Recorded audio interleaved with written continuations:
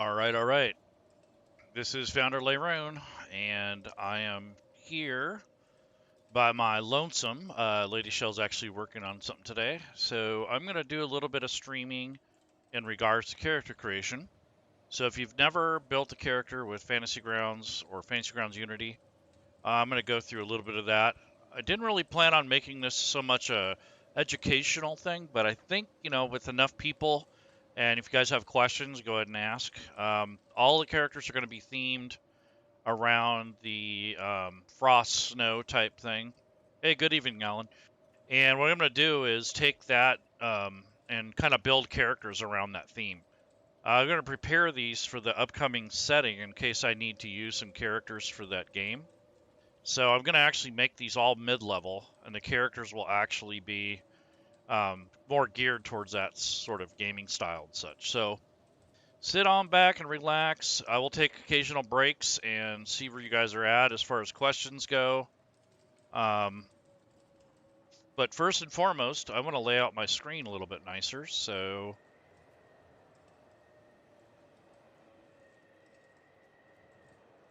I had a nice map commission.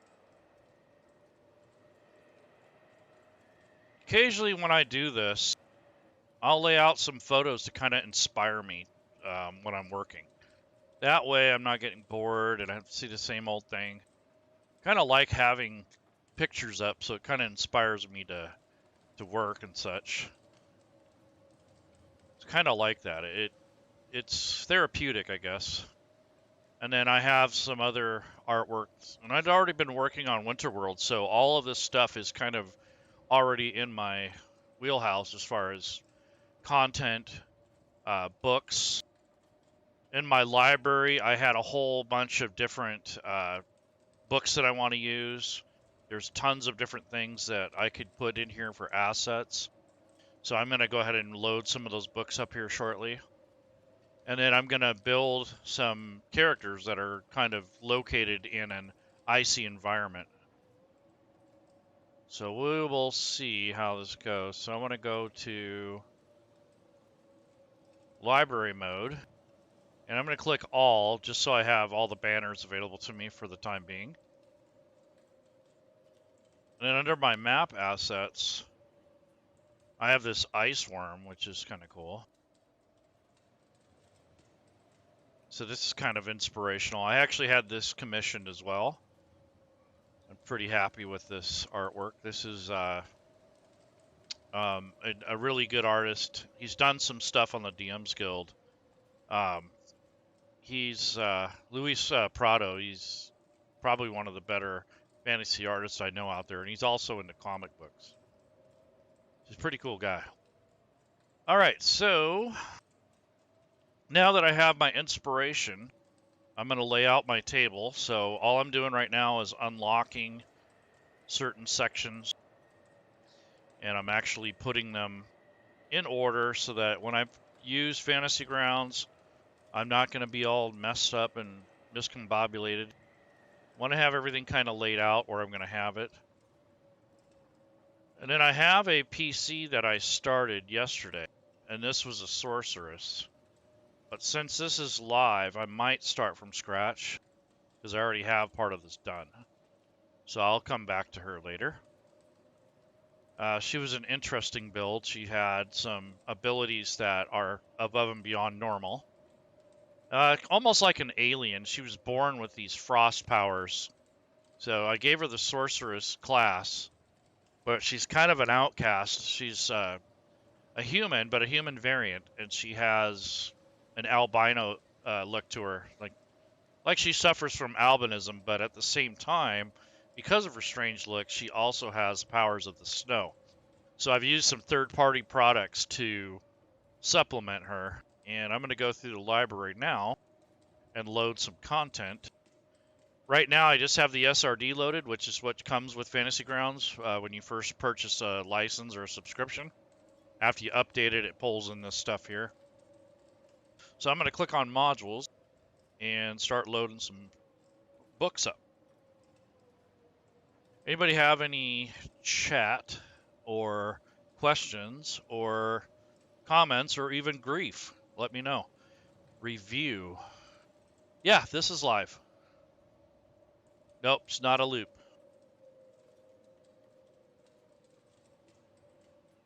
Pull up some product, and I can show you what I'm running. I have a, what is this, a soundscape where you have basically a bunch of weird, eerie sound effects. And hopefully it's not too loud. We can do a sound check. So let me know if it's too loud or too crazy sounding.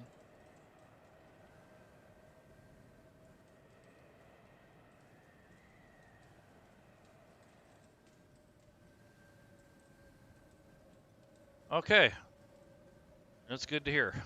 All right, so what I'm going to do is, first of all, if you already have content loaded, all you have to do here is click all, and that will load everything that you have loaded. So I'm going to unload this stuff. This is just the basic SRD. I'm going to use the player's handbook and a lot of the actual supplements. And then I'll click load it again so I don't load everything up again or unload everything. So I search for the word players. So I'll get a lot of the player's guides from different books. So here's the Dungeon Master's Guide, the Player's Guide. I don't really need that. Elemental Evil, that might have some options that I want. Mordenkainen's, definitely want that. I haven't messed with Theros too much, so maybe, This is going to be more set around the Forgotten Realms, so I'm going to go ahead and load the Sword Coast Adventures Guide, which is another good source. It gives you one archetype, but it gives you a whole bunch of backgrounds that are related to the setting of the Forgotten Realms. Volo's Guide, yep, in case you want a monstrous creature of some sort. Xanathar's Guide, yep. This will give you some other resources.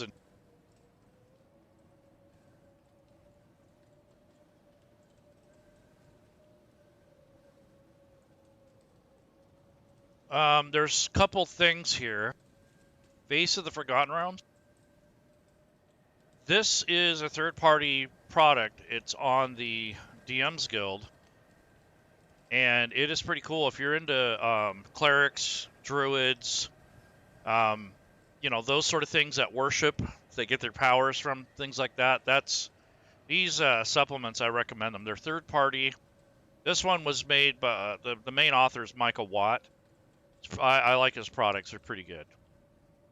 And it was converted over. There's a background thing for Heroes of Baldur's Gate. So if you wanted some characters that originate from Baldur's Gate, that might be a good third-party product. But I want to stick to mainly the canon ones. And now that I'm done with that, now I'm going to load up some of Rob Tui's coding effects, which are very helpful. So if you want some more automation, especially in the 5th edition rule set, I recommend that you learn how to use Fantasy Grounds and get to know how the rule set interfaces with Fantasy Grounds. But if you are really familiar with it and you're not, and you want to do some automation, you can learn to build it yourself. In my case, I'm kind of lazy and I don't want to build everything from scratch, so I'm loading up this background and class equipment bundle, which gives you access to all of the basic equipment for starting equipment for background and for your class. I'm going to load up conditions and effect. This loads up the external effects for like NPCs and such. So I definitely want that. Let's see. The 5e effects coding spells. This will detail the spells that come out of the player's handbook and the other supplements.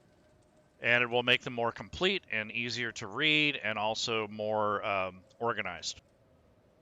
I got the racial traits. And that's probably about all I need for those. All the rest of the stuff is extra or DM tools or magic items. So I'm not going to worry too much about that just yet. There is a trinkets table. I might actually use that.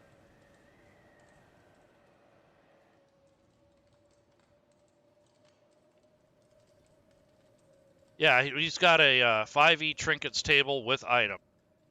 You have a table, but then you have all the basic trinket items that you can pull into your game. Do you have some objectives we are covering tonight? Yes, I'm going to build some characters tonight.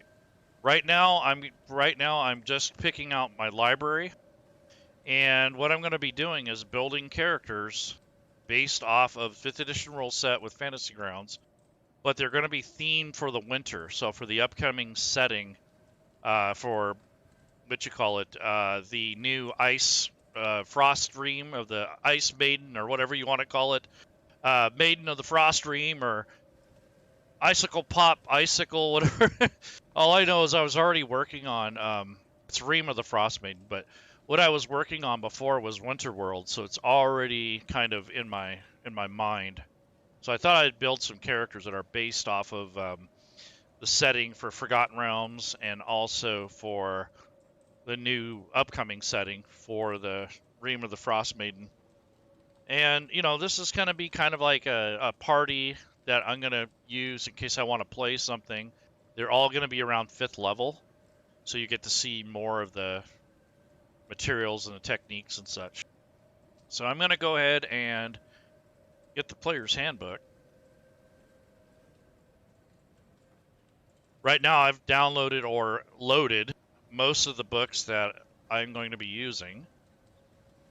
Let's see, here's that. There's Salt Marsh. There we go.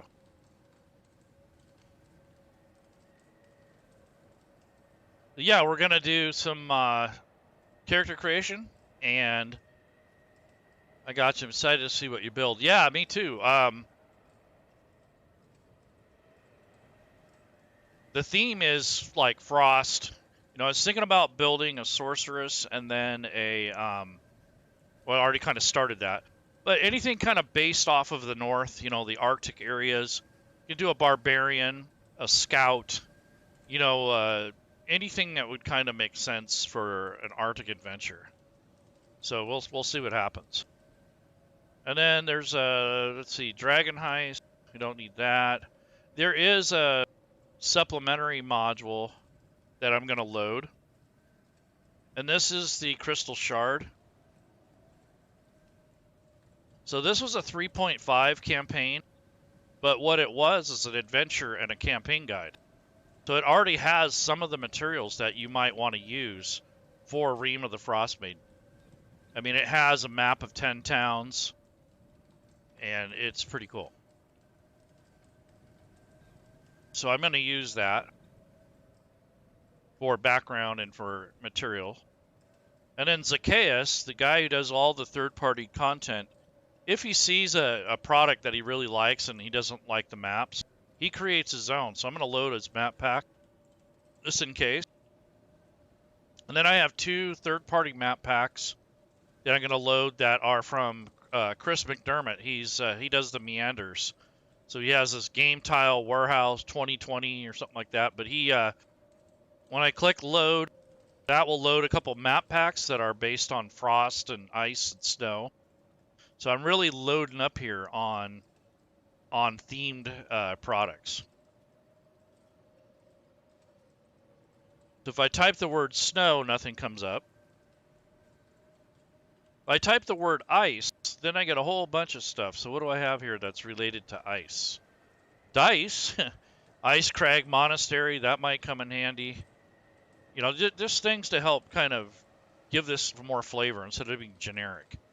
So I'd really like to just find something that I want to do more of the gods and goddesses. So let me do that first. So here's the other. There's Face of the Forgotten Realm 1 and 2. So I loaded both of those in case you do a paladin or a cleric or druid or something like that. I think I'm good. So I got some map packs, some modules to build off of, some rule books, I could campaign guides, effects coding. I'm ready to go. So if there's any questions about this content, most of this is actually purchased off the Phoenix Ground store or Steam. The map pack, like this one was free. And then some of this other stuff was either gifted to me or I purchased it on the DM's Guild. So it all depends on where you get your stuff. But that's what I have in the library right now. And the only reason I did that is because I want to have some material to draw upon. So now I have this nice little poster here. If I right click on it and click on view, I can zoom to fit. A little inspiration there. Okay. So now what I'm going to do is start thinking about this character build.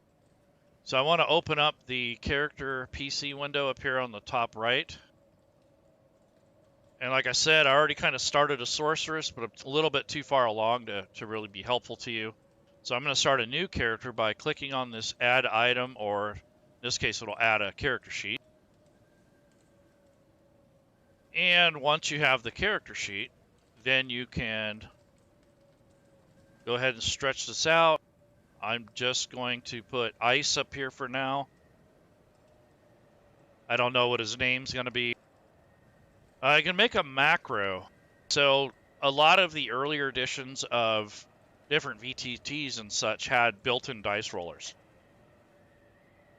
FGC Classic had a dice roller, but it was a separate campaign. You had to use it as a separate section.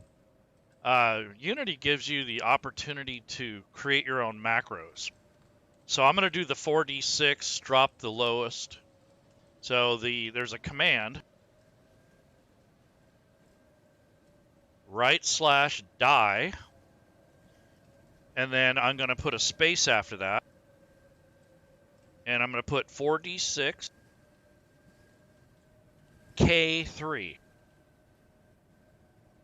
Now, before I hit enter, I'm going to drag the text and drop it in one of these hotkeys. Now I have a macro button, so I don't have to keep typing that. So you can do different dice pools and different arrangements depending on what you need. So I'm going to go ahead and click that like 6 times and get some basic stats and see what happens. So once I roll them, I'm going to assign them to one of these ability scores. So with Fantasy Grounds, if you're using it without the character wizard, there is a specific order. So you have to go with your ability scores, background, race, and then class. And then I'll show you how to level it up. So I'm going to go ahead and roll 6 times, or 6 sets of dice.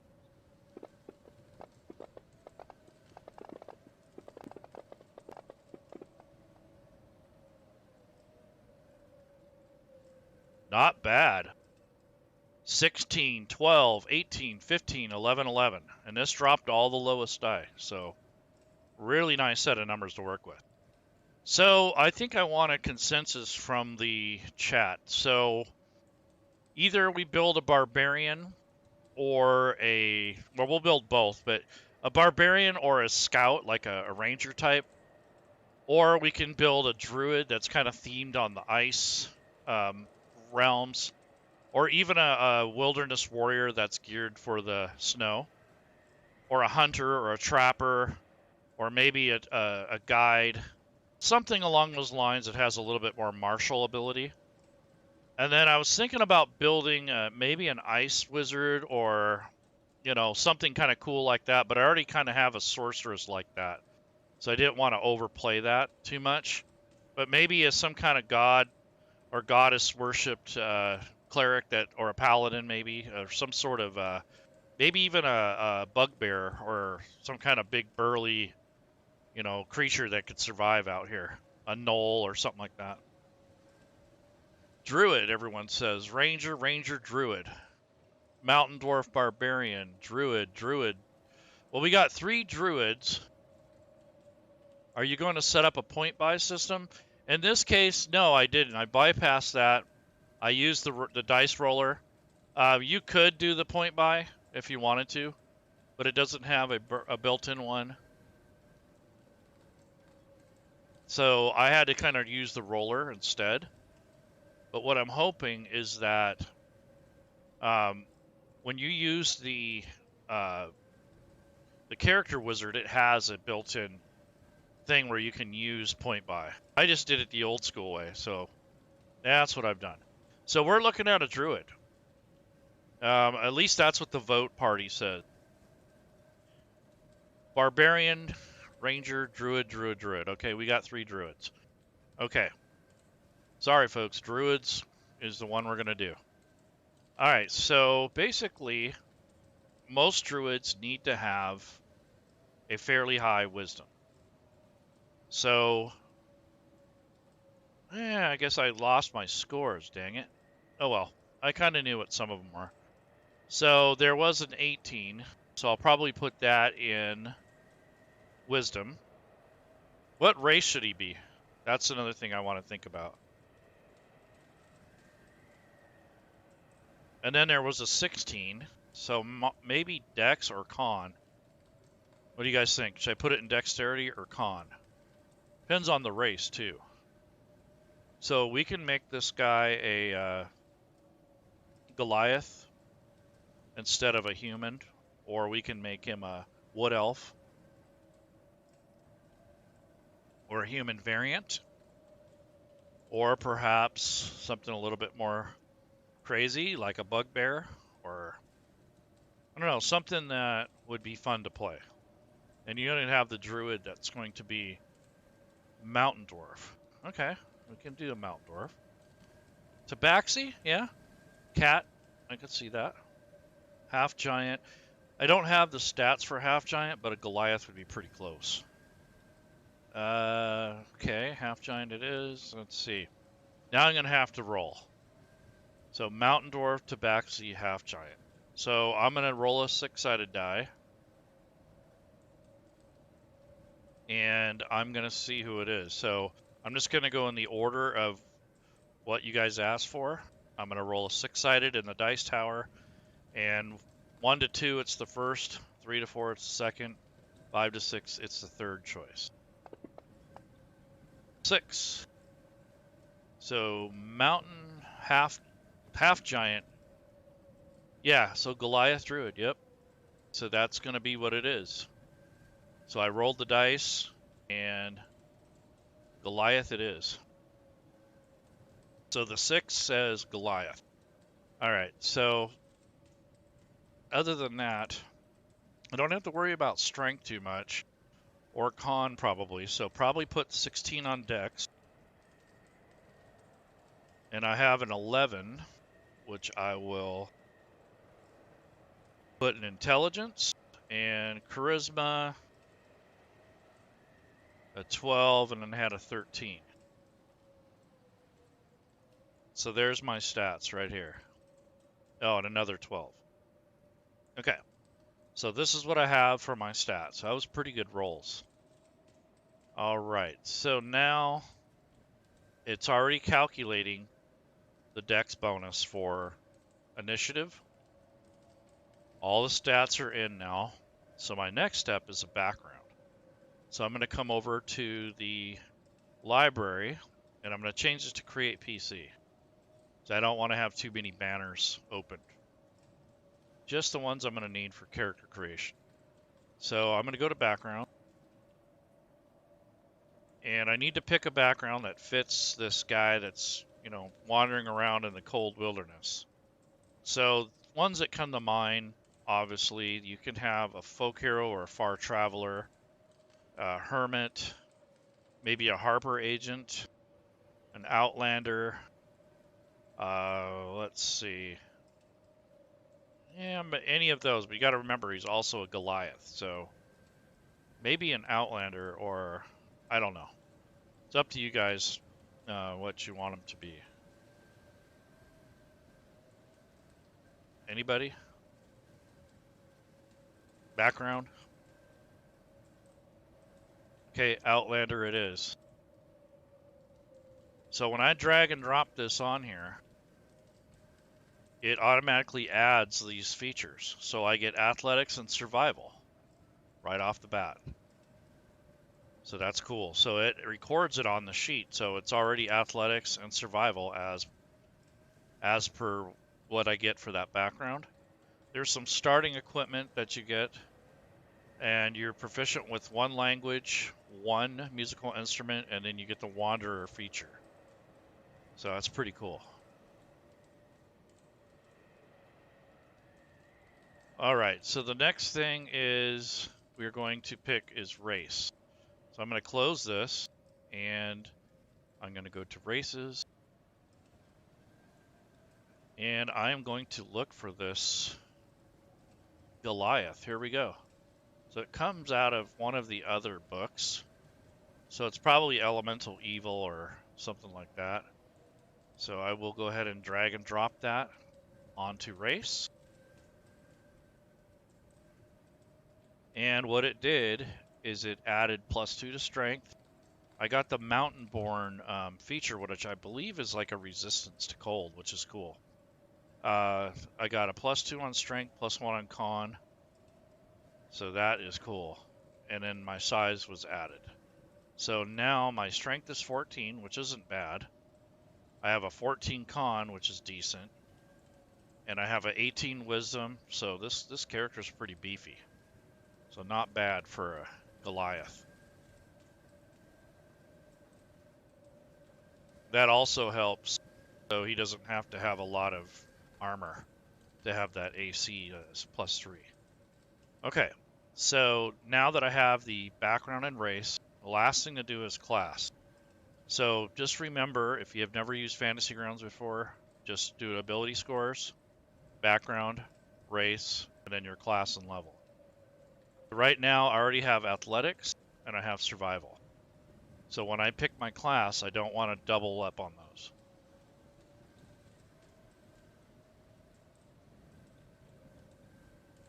Okay, so let's go to classes. And I'm going to go to Druid. Face of the Forgotten Realms. Now, let's see. So Player's Handbook. Okay, so I'm going to drag and drop this Druid onto this area. But I'm going to pop up the class and level window. And I'll drop it here instead. And I'll show you why shortly. So this is the same thing. You could drop it on this line up here. Or you can open up this little magnifying glass. And it will pop this window up. Since I'm going to be leveling the character up here, I'm going to keep this open. So I'm going to pick Druid. And right away, it's asking me for the 2 skills. So if I go to the skills, I don't want athletics, and I do not want survival. So I was thinking either, let's see, nature, and then one other. Maybe religion, maybe animal handling. Maybe animal handling, I don't know. What do you guys think? Or maybe insight or medicine. Maybe he's got more of a healing background. Who knows? Anybody got any suggestions? So I'm already picking nature right off the bat, but I have one more skill. So I was thinking either religion, animal handling, or medicine, or even perception. That's my narrowed down list. Insight. Okay. So he has an insight, nature, medicine, animal handling. Everyone's got their own thing, so I'm going to roll a d6 again. 4, so it's choice number 2. So that is going to be nature and or medicine. I have nature, so it's going to be medicine. There we go. So I'm going to go ahead and click OK. And that adds it to the character sheet. And basically that's first level. Now when you're at this point in Fantasy Grounds, you pretty much done most of the basic stuff. So you have your basic stats, your background, your race, your class.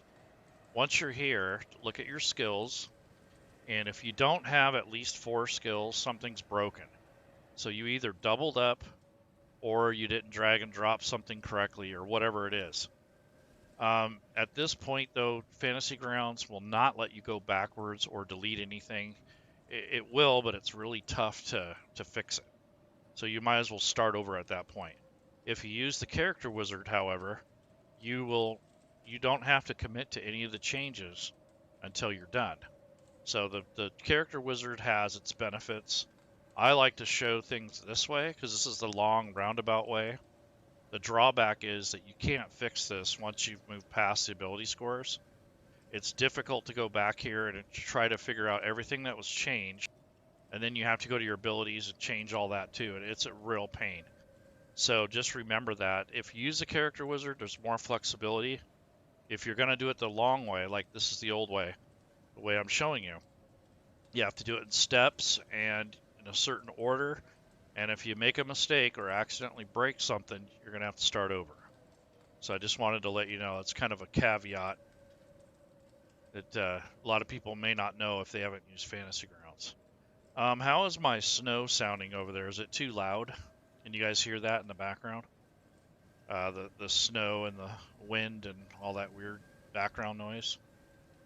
I turned it down a little bit in my output.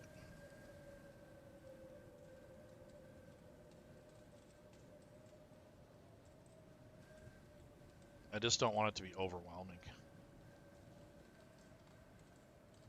Okay, good. All right, glad you don't hear it. Okay, so basically, now that I'm at first level, I need to level up the character because I'm going to actually get them all the way up to 5th level. So there's a lot of customization that's going to happen after this build here. This is the basic stuff. As I add more levels, this character will have more options. So I'm going to go ahead and level up. Leveling up is fairly simple. Before I do that though, I'm going to click on this link that's all the way to the right hand side. It's a little pin. This is the description of the character's class. So what I want to do is kind of stretch this out. And about halfway down, there's a table. There's a couple tables. One that tells you how many cantrips you get, and then one has your spell slots and such. So what I'm going to do is size this out where I want it, and I'm going to bookmark it. So I'm going to drag and drop and put it in my hotkeys so I don't have to look for this again. I don't have to come back here. Now I'm going to level up. So all you do is you take that same little round pin, pick it up, and just drop it back in. And now I'm at level 2. And in this case, I get to have Circle. So I have Circle of Dreams, I have Circle of the Shepherd, Circle of the Land, and Circle of the Moon. So I have to pick one of these circles. This is important. So the Dream one is something that has strong ties to the Feywild.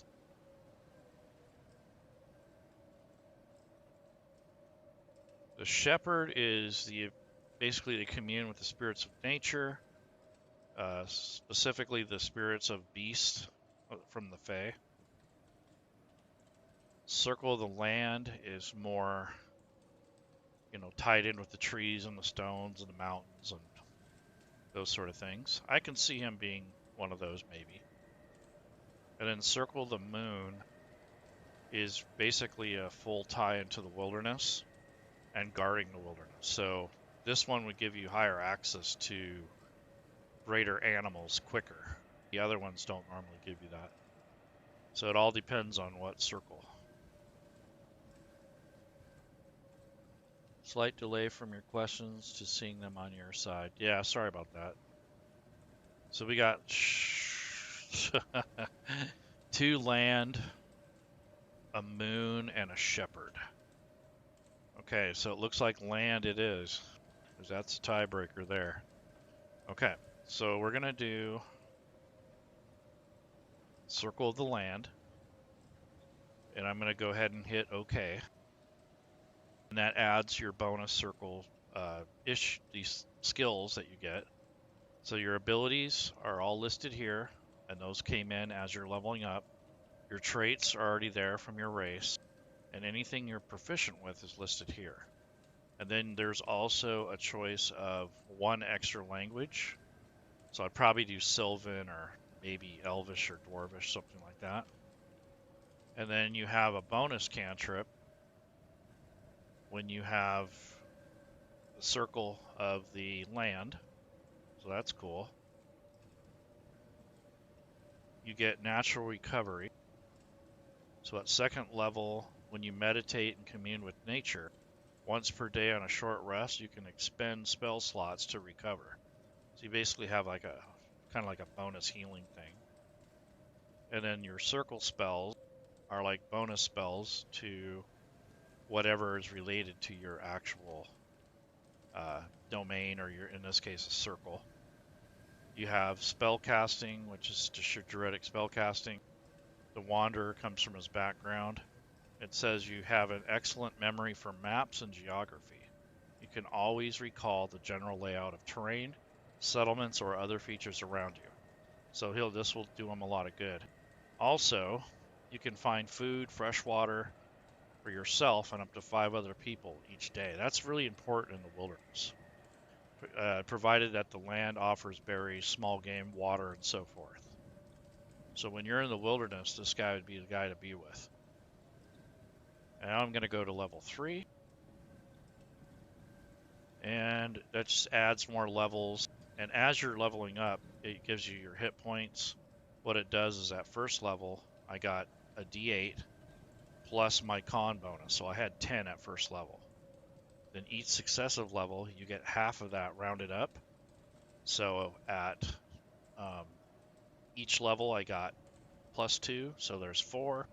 And then I have an 8-sided, so 4 rounded up to 5. So that gave me my 24. So my next level, I should be getting 2 plus 5, so I should get 7 more. So I'm going to go to level 4. And there's 31, so that's right. And I'm going to now take a look at my abilities. So I get an ability score improvement. So at this point, I can either pick a feat, or I can update my ability scores with 2 points. So I'm thinking my ability scores are pretty good. I mean, I can probably add another to strength and maybe 1 more to con. I don't know. Is there a way to view a character sheet change log? You know, actually, when you're building, it puts it in the chat area. And if you go to the back end of Fantasy Grounds, you can retrieve this HTML and it'll show you what you chose and everything, but there's really no actual change log. And if someone makes changes in the middle of the game, depending on what it is, it may not record it. So I don't know exactly what you're looking for, but I think that's what you wanted. Are you going to keep this up? What do you mean keep it up? The video or just the broadcast, or I'm not sure what you mean. Okay, go for a feat. Okay, other man says go for a feat. Let's do that. I was thinking, you know, something very useful would be like a, what you call it? A warcaster, maybe. So if I go to feats,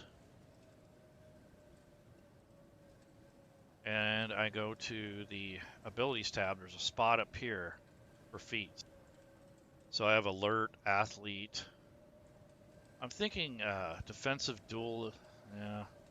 Maybe give him a heavier armor, maybe medium armor master, or warcaster, or tough. Any of those would probably be, but ritual caster, it allows you to learn spells and cast them a little sooner. Or it might give you the ability to cast more spells as rituals, so you don't burn up your spells. Maybe he'd be a sentinel or have a second chance, savage attacker. Yeah. Hey, thanks, Melina. Have you used... Yes, I do have that book. It comes early. Got a long day of driving tomorrow. Everyone... Okay, yeah, Alan, this will be up later. So if you got to go, man, that's cool. I'll leave this up. I'm not going to edit it tonight, but I can take out all the pauses and the ums. But basically, I'll leave this up so you can watch it. So Coraline says Warcaster. There you go. So Warcaster is probably the most useful in this case. So what it does is it gives me the advantage on con saving throws when you're concentrating on a spell when you take damage. Fantasy Grounds automatically handles the roll, but having advantage on said roll is really, really helpful. And you can perform spells even if you don't have your hands available. So you can have weapons in both hands. And when a hostile creature's movement provokes an opportunity attack, you can use your reaction to cast a spell. So it's very, very, very cool. But the spell has to have one action and must be only a target, not multiple. So Warcaster it is. All right, so that takes care of that.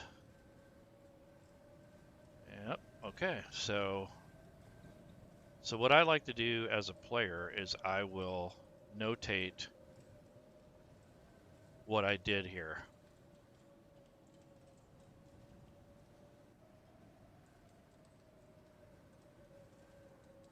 So all I did was put feat, see above. However, if I did a ability score change, I would notate that here. It is not necessary to do that, but it is very helpful for you and your game master. So anytime you make changes or selections and you don't have a way to document it, just put it as a note on the side of whatever you have in your features. It's not going to hurt anything. So that's a pro tip. How do you like it? Would it be useful here? Yes. Warcaster, definitely. Anywhere, to be honest. Melina, yes, I do have that harvesting handbook. I have both of them. The only thing is when I opened them in Unity, they gave me a weird little script error. At least the first one did. So I have to look into that. May have to re-download it.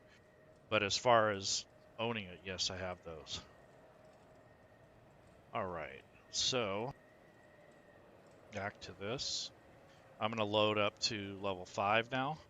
So again, I'm just drag and drop this back in. And now I'm at level 5. So don't see anything really added here. Let's see.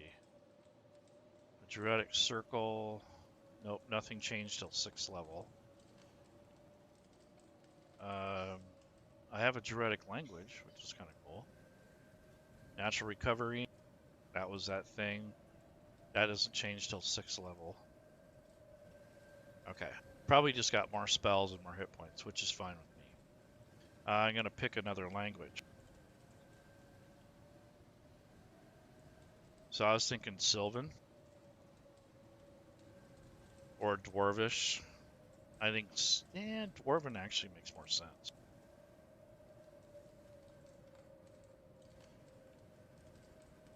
Dwarvish. Has to be spelled correctly. Otherwise, this drop-down menu won't work properly. And that's for your language filter. So if you pick any languages, make sure they're capitalized correctly and they're spelled correctly, and they're each on a separate line. Okay, then I'm going to go through all these soon and figure out where I'm at. On the levels, somebody can look up what my experience point should be at level 5, and what do I need for level 6. Well, I can find out in the player's handbook if I open up a library and I go to the actual book, the player's handbook, go to the reference manual. This is the actual book. So when I want to look up something, I'm in the reference manual and I'm going to look up experience. You have to spell it correctly.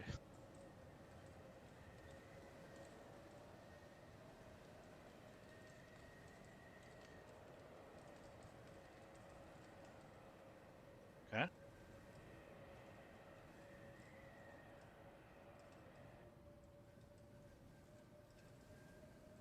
Anybody found it?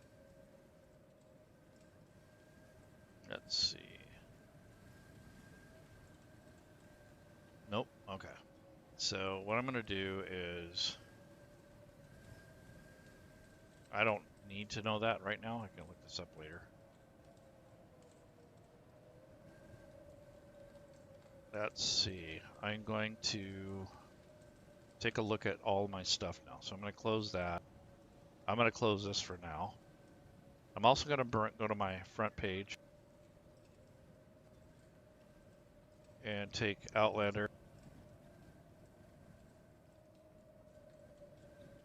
drag and drop this down to the hotkeys, so if I need to look something up. Now what I'm going to do is go to Abilities.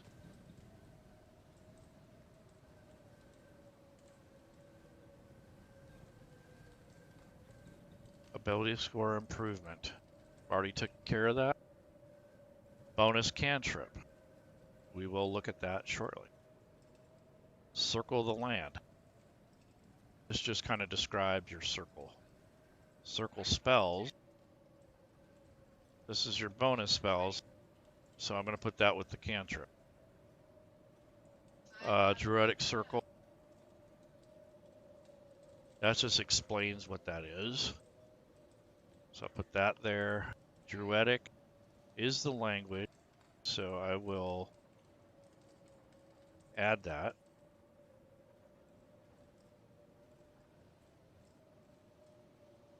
So this isn't a language that's available unless your game master adds it. So I'll just put it there for now. But in the settings, your game master can add Druidic to your campaign. All right, that's that. Took care of that already. Natural recovery. So I want to take a look at this later. Spell casting. I'll look at the table. Wanderer. This is a role-playing thing, but it's really useful for this environment. And wild shape. So I'll be looking at that. Okay, so those are the class and background things. Now I want to look at the traits. So you're acclimated to high altitude. You're also naturally adapted to cold climates, as described in Chapter 5 in the Dungeon Master's Guide. So that's probably a resistance to cold or something like that. Natural athlete, you get athletic. So if you go to your skills, it's already been selected, and that was part of your build. So that's already dealt with.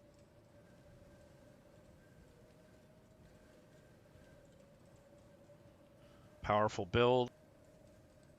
You count as one size larger when determining your pushing, carrying, lifting, dragging. So that's more of a kind of a tertiary thing. And then stone's endurance. So you can focus yourself and shrug off energy. When you take damage, you can use your reaction roll to roll a 1d12. You add your constitution modifier to the number rolled, and you reduce the damage by that amount. However, after you use this, you cannot regain it until you finish a short or long rest. So that's really nice. It's like a quick healing burst. Now for armor, light armor or medium armor and shield. So it's probably going to be a wooden shield of some sort. Druid or stone. Druids will not wear armor or use shields made of metal. No problem. He is basically skilled with herbalism kit and an instrument. So I want to add those to my skills here. So I'm going to go to my skills tab, and I'm going to add these tools as rollable dice. So I'm going to click once, twice. I'm adding separate lines here by clicking this edit button. I want to make sure I'm proficient. We're going to have a, what was that, herbalism? Yes, so herbalism kit.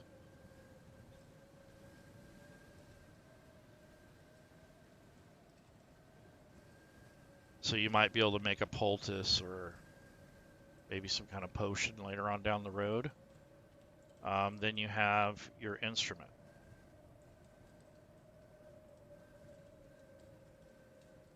I think you'd have a war drum or some kind of maybe pan flute or something. I'm gonna make a pan flute. That'd look pretty funny with a big dude with a teeny little flute. 。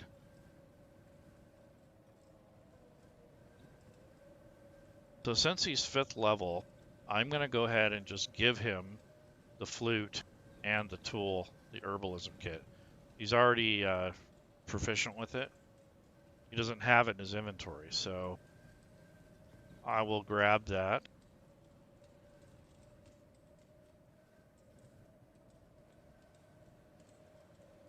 So I'm over in the item, and here's the herbalism kit.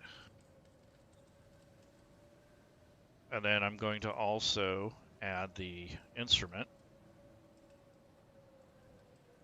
pan flute. And since I'm already here, I'm going to give him 1 healing potion.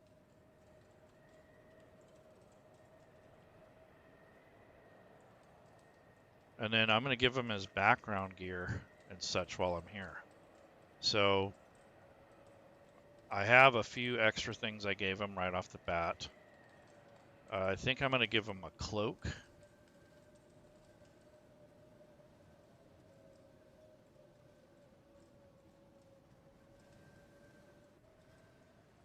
This is a beast-hide cloak. And then I want to give him a winter blanket.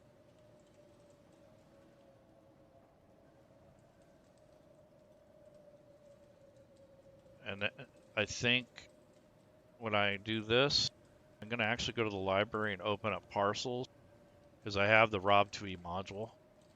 And basically, from parcels,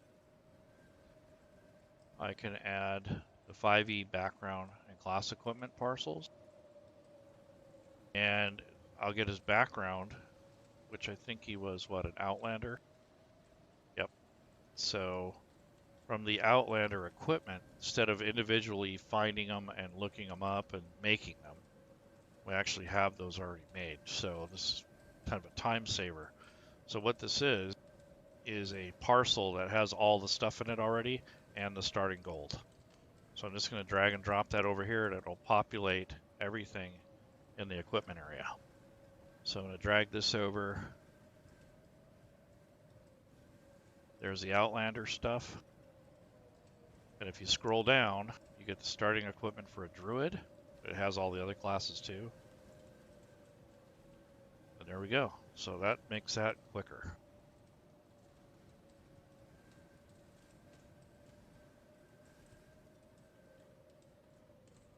It says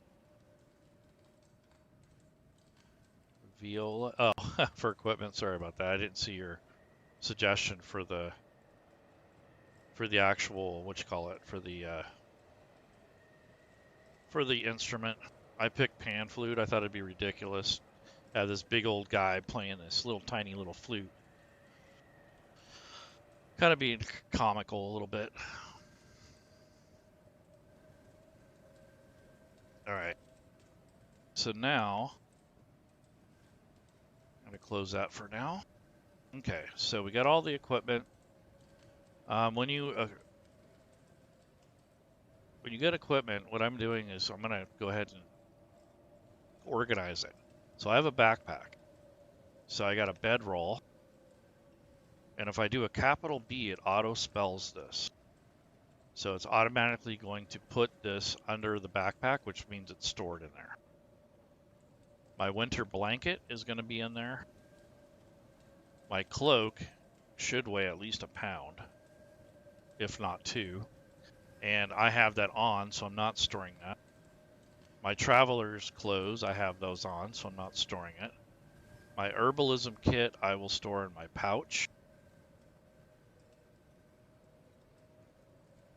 I have a hunting trap for food.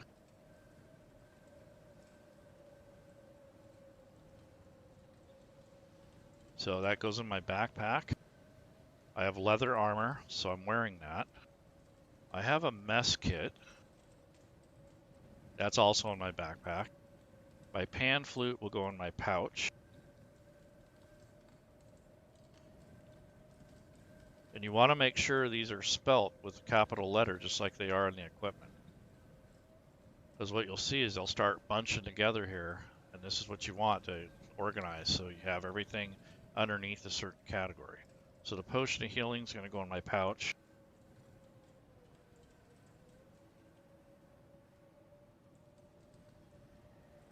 I have a scimitar, which I'm not storing.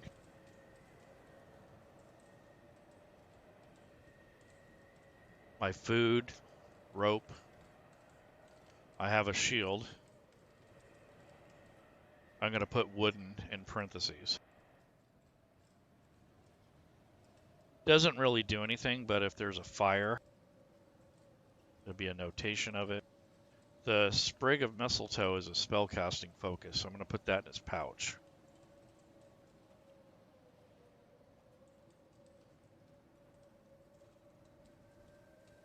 He has a staff, so kind of like a walking stick.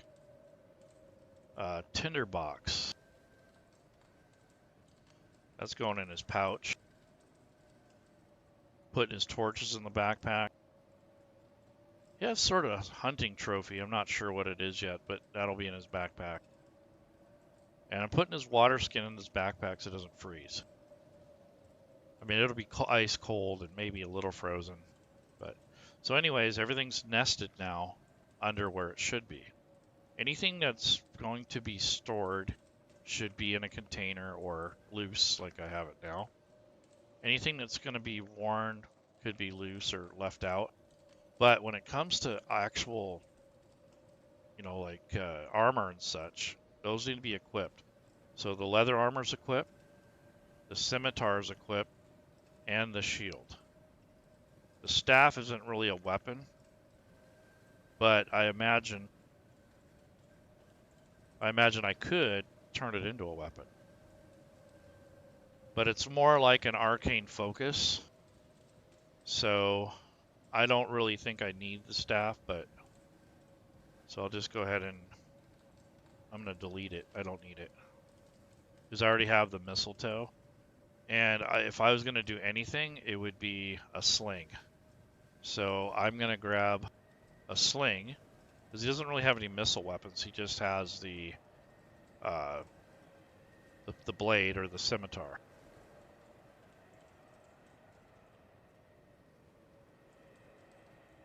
So here's a sling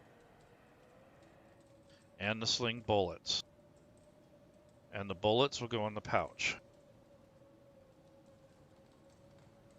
There we go. So he's got a missile weapon and some ammo, and then he has a scimitar. He has leather armor and a wooden shield. Another thing is if you have an item over here that doesn't have a weight, just give it something. I just give him like a very small, minute weight. Like a 1/10 of a pound. I mean, you can add weight.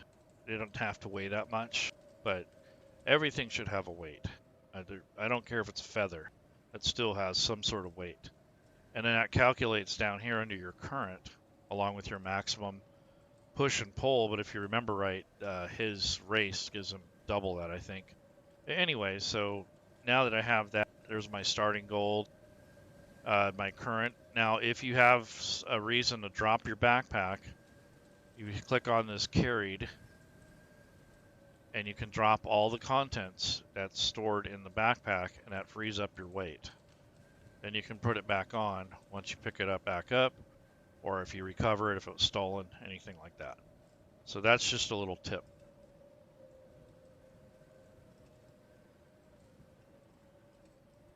All right, Ty, sorry about that. DM Rife it can be.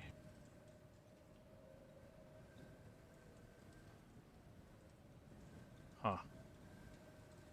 Yep, a lot of early risers here. So 3 o'clock in the morning? Yeah, I think so. Sorry guys, this will be up later though. Alright, so basically, now that I have that material on here, I've got the inventory kind of organized nicely. I've already kind of looked at all these abilities and traits. I have an herbalism kit, I have one musical instrument, and then I can use clubs, daggers, darts, javelins, maces, quarterstaffs, scimitars, sickles, slings, and spears.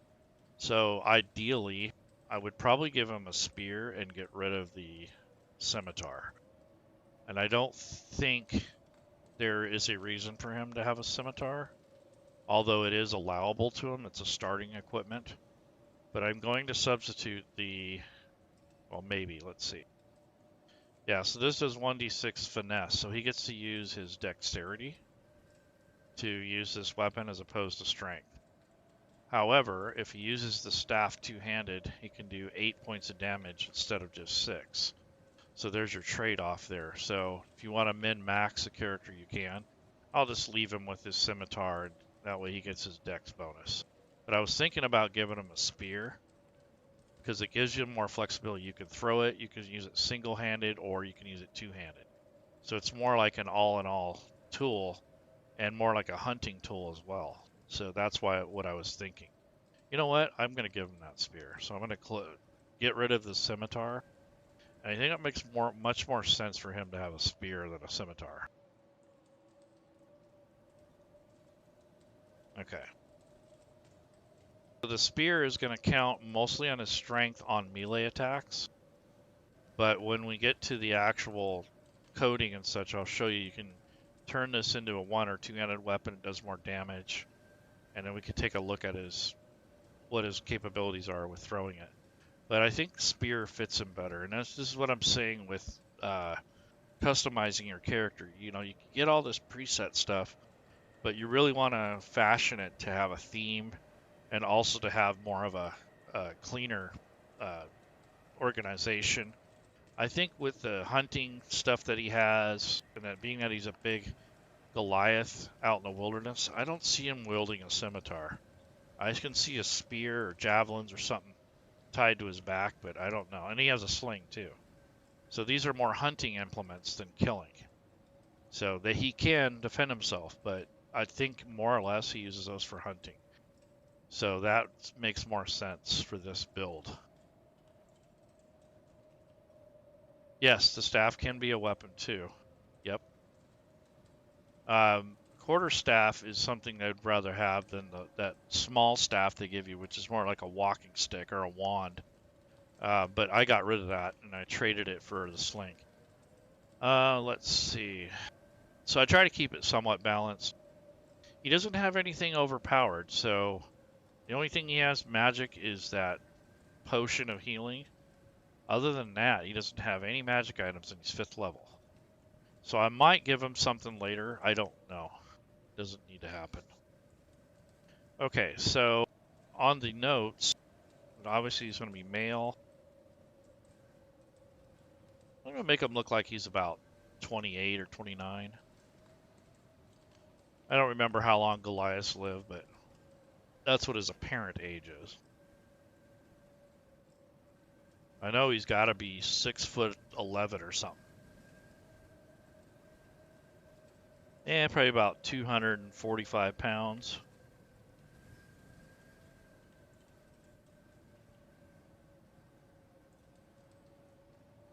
Alright, alignment. So I think I want to make him neutral good.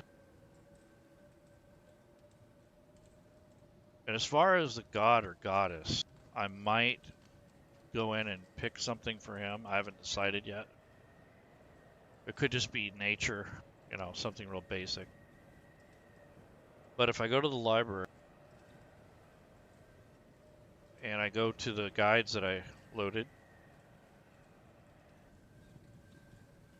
Face of the Forgotten Realms is the first one, is more for humans. So most of the gods are humanoids. Face of the Forgotten Realms 2 has more non-human deities.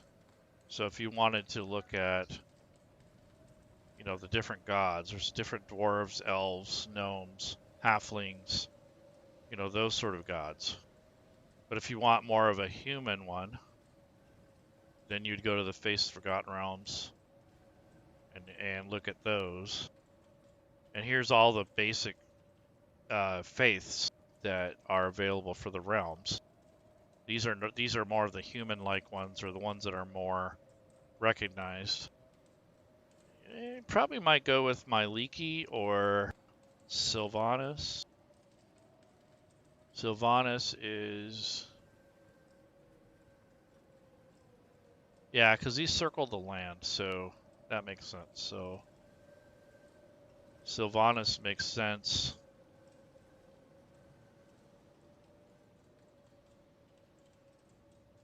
Yeah, he's gonna worship Sylvanas or something like that. So I will put Sylvanas.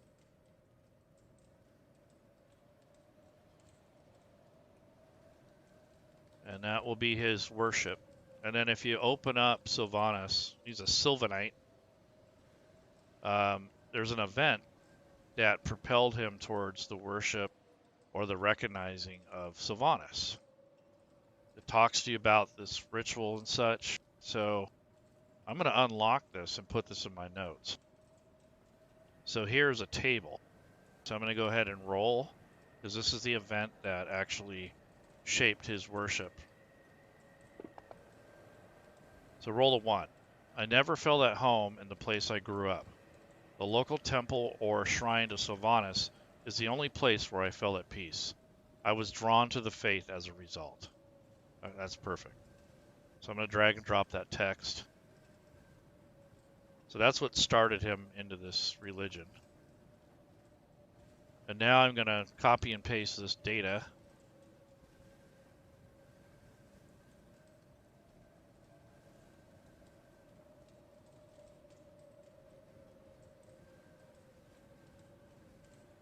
And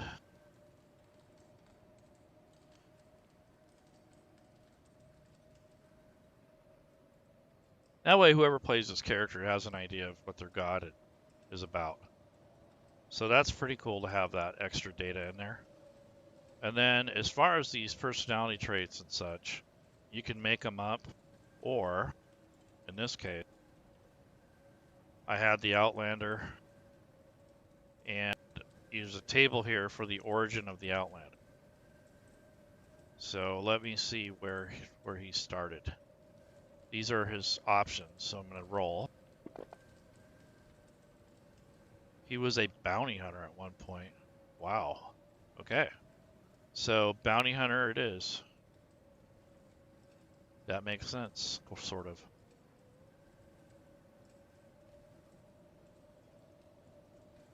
So that's what started his, wherever he began was a bounty hunter.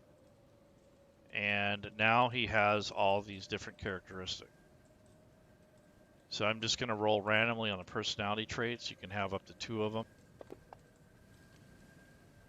I place no stock in wealthy or well-mannered folk. Money and manners won't save you from a hungry owlbear. I agree with that.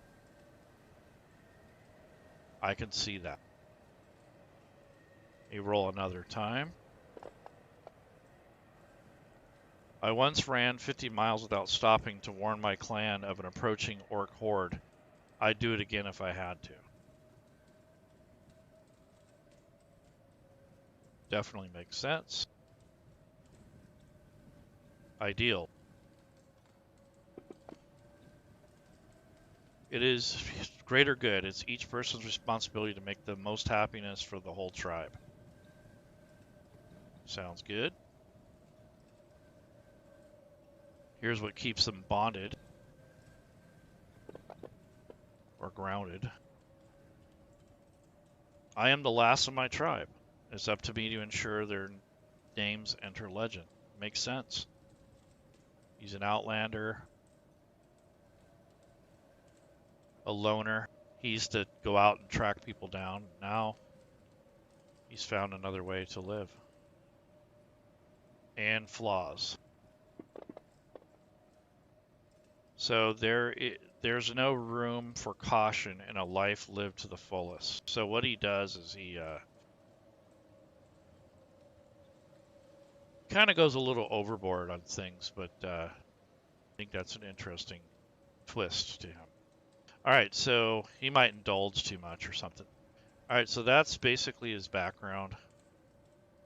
Now, what will happen is, you're getting down to the nitty-gritty of your character. Stuff I showed you in the beginning was more of the mechanical / leveling stuff. Now we're getting more into the customization, which was the, notating things, looking up stuff, going through all the inventory, making sure that's right. checking out all your notes and your build of your character, which is important for your backstory. And then the log sheet here is for Adventures League, so I'm not covering that, but if you play in Adventures League modules, there's a place for it where you can record your adventures and how many points you earned and that sort of thing. And then here's the Actions tab. So here is where things get interesting. So the sling, I have 20 sling bullets, so I added that, and I have 1 spear. So there's 2 entries here for the spear. One is for thrown, one is for melee. Now I'm going to actually build a copy of the spear because I want to reflect the spear being used two-handedly. Now there is an extension out there that lets you switch between, one hand or two hand. If you don't have that extension, you need to build a separate entry for the same spear. So on the very bottom right corner, I'm going to click the edit button, and then I'm going to click on the sword, and that adds a separate line for a new weapon. So I'm changing this into a new weapon just in case. Next thing is I'm going to add the entry, but I want to make sure I have it not carried, but actually equipped. If I don't, it won't show up when I change this over to combat. So right now I'm in the edit mode, into standard mode. I'm going to open this up, and there's the blank entry. And then I'm going to open up the actual spear, not the thrown one, but the actual melee. And it's almost going to be the same thing.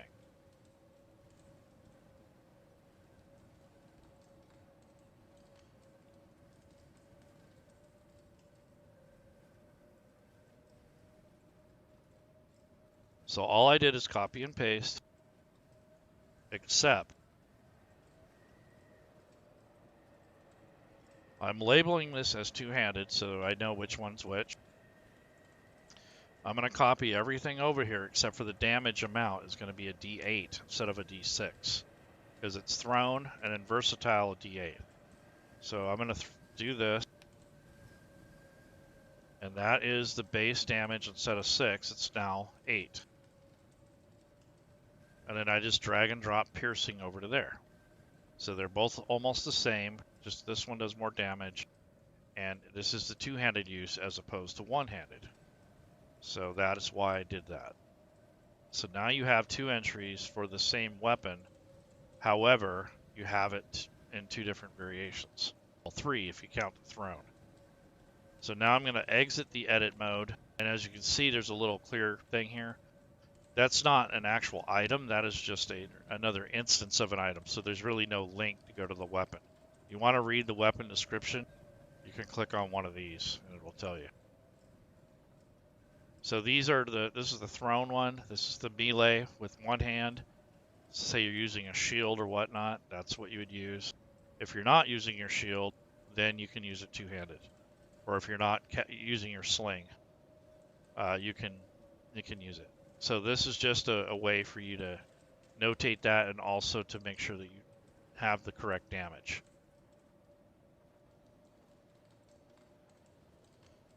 So like I said, there is things out there that let you create things that toggle back and forth between single and one-handed. I kind of like doing it this way so you can understand how you can do it without needing a extension. Now you have all these spell slots from 1st to 3rd level. So I need to figure out what I want to work on next. So I think I'm going to work on my class features because that's probably going to be one of the most tied up aspect of this character. So I'm going to first create a new group. So you don't have to just use this character sheet as is. There's a little bit of customization. And what I'm going to do is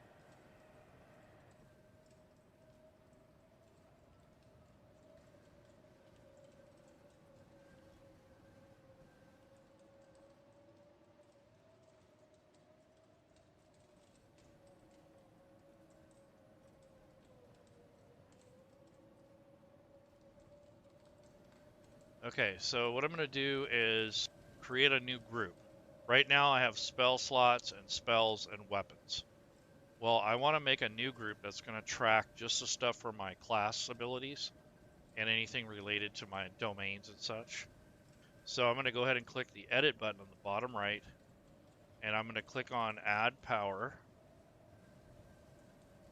and it adds this new group. Now it's really not necessarily a power, that's just the name of the category. I'm going to call this class feature.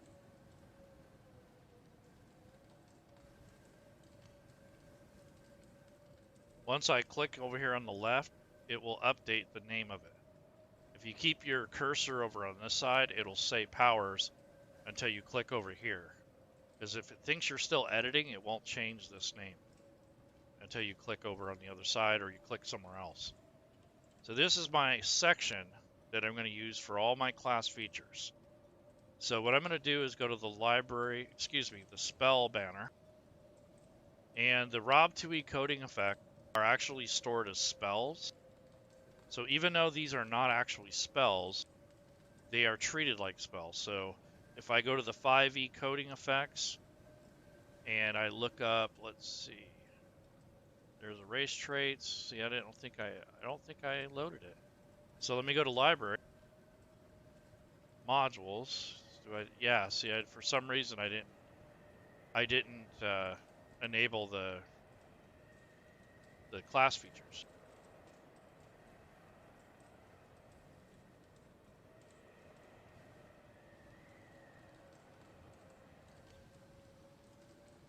So I'm going to click on modules.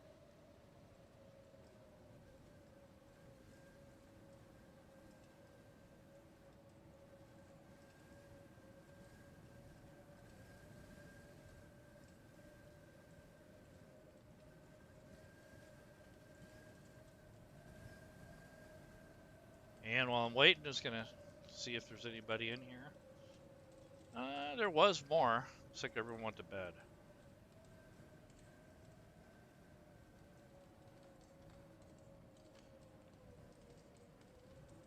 So this is just something to kind of give you an idea of how you can build a character. I'm going to go ahead and click on here and search for class. And let's see. Yeah, here it is, class feature. I didn't load this earlier, so I should have, but maybe I missed it. I don't know.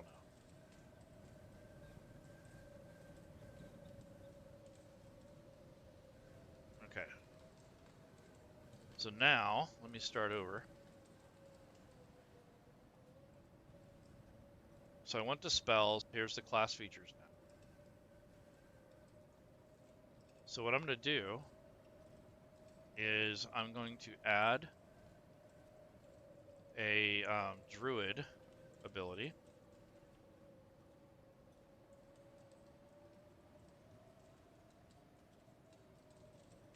Should be on page 2 or 3.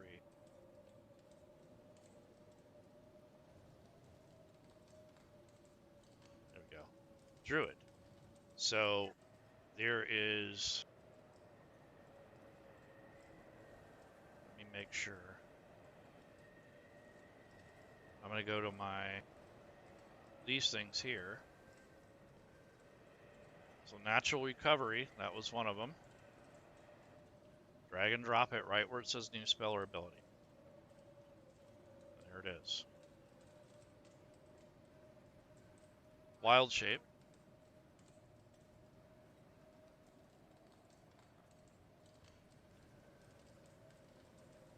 So spell casting, we'll figure that out. Powerful build, we don't need that. We know what that does. What that does. Okay, natural recovery, bonus cantrip.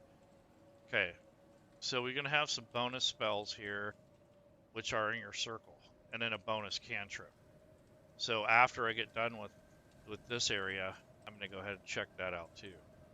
So at my level that I'm at right now, I'm at 5th level. So I'm gonna verify this druid wild shape right now.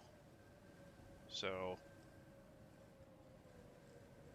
if I click on druid, for my handy dandy shortcuts.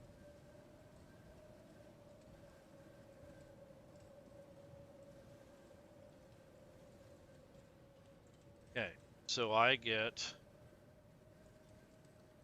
3 cantrips plus 1 bonus one.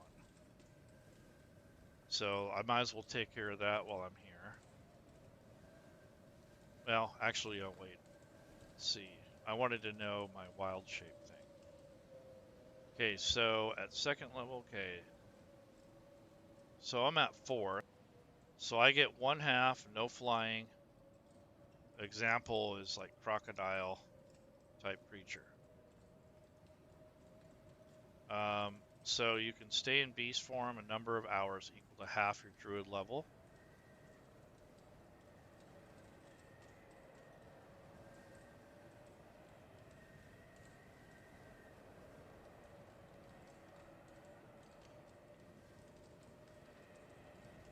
Your druid level determines the beasts you can transform into,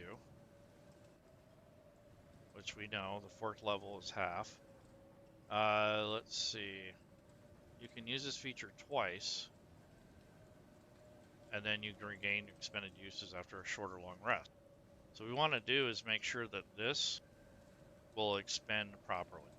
So I'm going to go to preparation, and yes, it's set to rest, so that's correct. That's cool. So that's just the ability to wild shape. Now the natural recovery is once per day, and it's already set up. I don't need to worry about that. This was my placeholder, so I'm going to delete that. I don't need the placeholder. All right, so wild shape, out with that. Natural recovery is done. So now I guess we're going to go to the spell.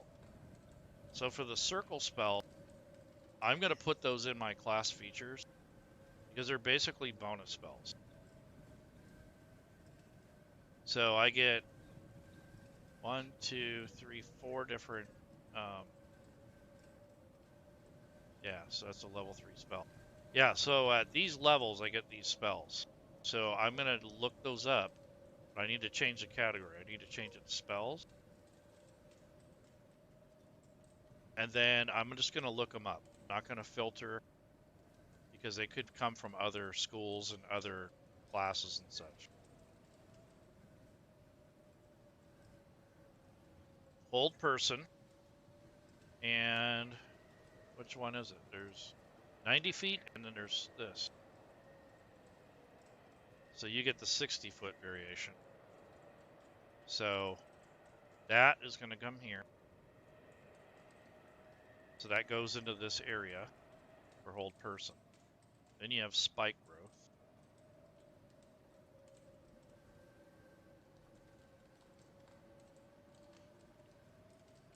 And then you have sleet. Sleet storm. And then slow.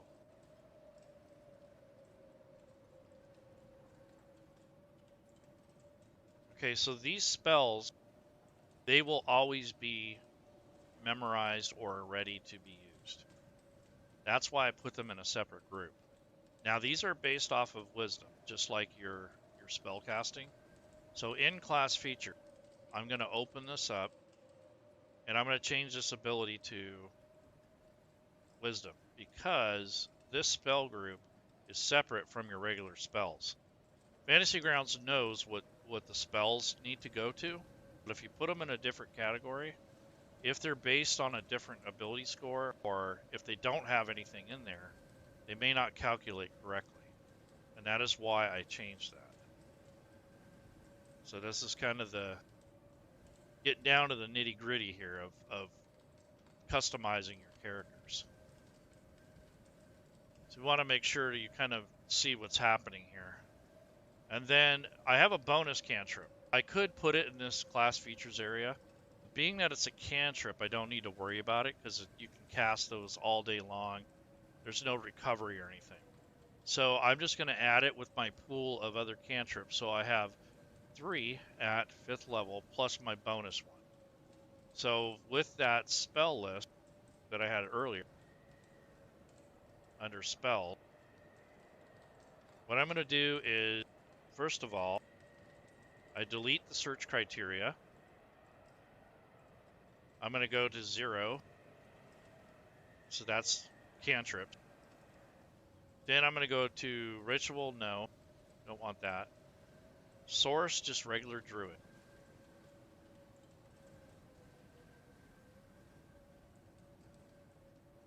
Okay, so druid. So now I get 4 of these. So I think gust would be cool. And I'm dragging these to where it's a spell slots. They'll go where they're supposed to go automatically. Let's see. Druidcraft. That's always nice to have.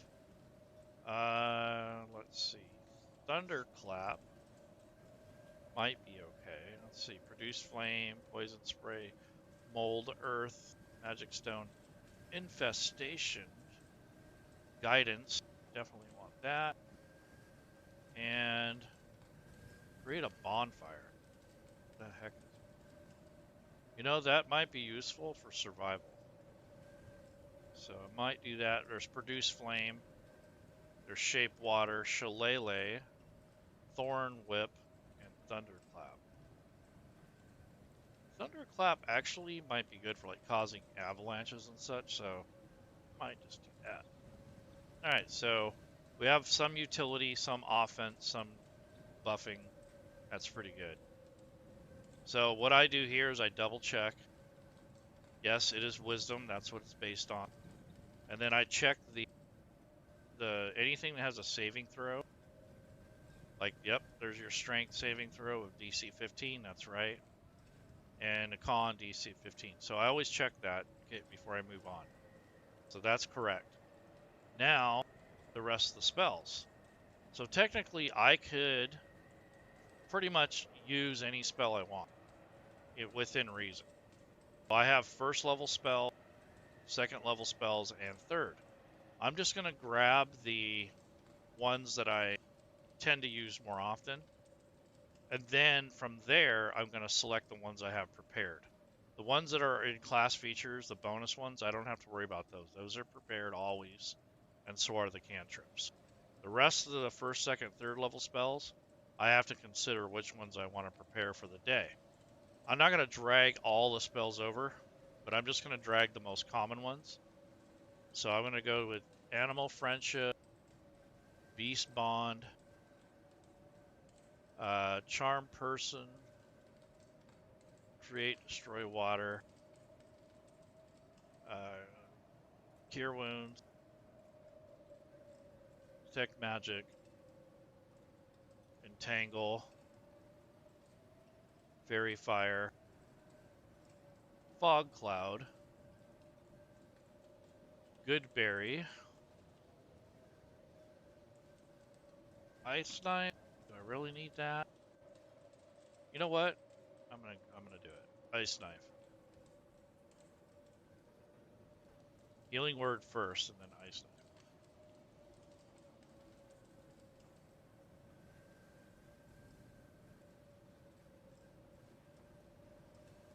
And then Speak with Animals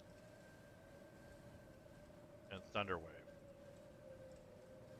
Doesn't mean I can memorize all those. That just means those are the spells that I'm going to select from mostly. If I want to change any up, I got to still talk to my game master and make sure it's kosher. I think every day you can change them, but you have to have a long rest. So that's something you want to go through. But those are my first level spells of choice. Now I'm going to go to second level. See, Animal Messenger, Bark Skin, Dark Vision,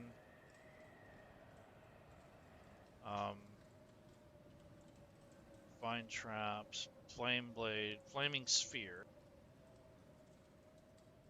Gust of Wind,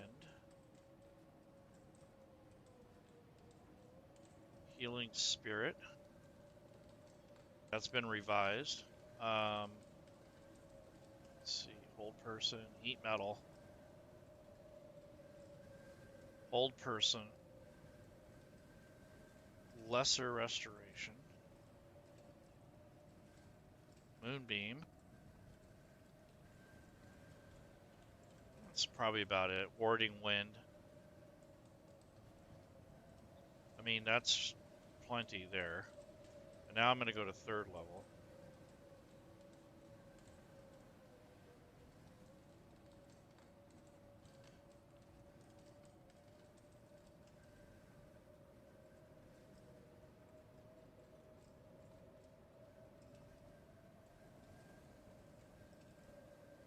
So as you can see, I'm getting pretty heavy here. So if you're having trouble and you have to keep scrolling up and down, when you're done with these groups, in which I am for the moment, I can collapse those by clicking on the banner above. So that way I don't have to keep fighting, going up and down, and scrolling. And now I'm on level 3. So I'm going to go with Call Lightning, Conjure Animals, Dispel Magic,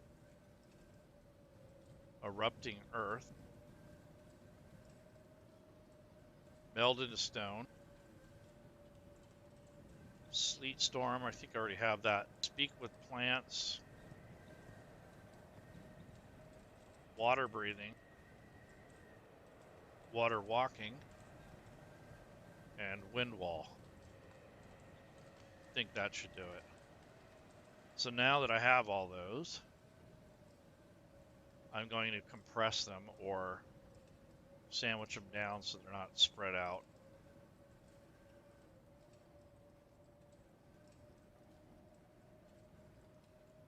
So that took a little bit, but anyhow.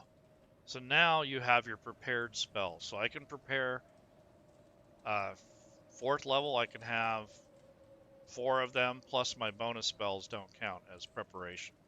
So you can have 4 and 2, or whatever. In this, it's 4, 3, 2. But I have my bonus ones that are prepared as well. So now I'm going to go to preparation mode, and I'm going to prepare the spells that I'm able to prepare. So I don't have to worry about the ones that are already in the, the class feature area. So I'm going to go with Flaming Sphere, Hold Person, Heat Metal, and Moonbeam. It's pretty offensive, so that's 2nd level. 1st level, I'm going to go with Cure Wounds, Entangle, Healing Word, and maybe Detect Magic. So there's my 4. Wait, do I only get 3? So Detect Magic goes away. Alright, so that's that.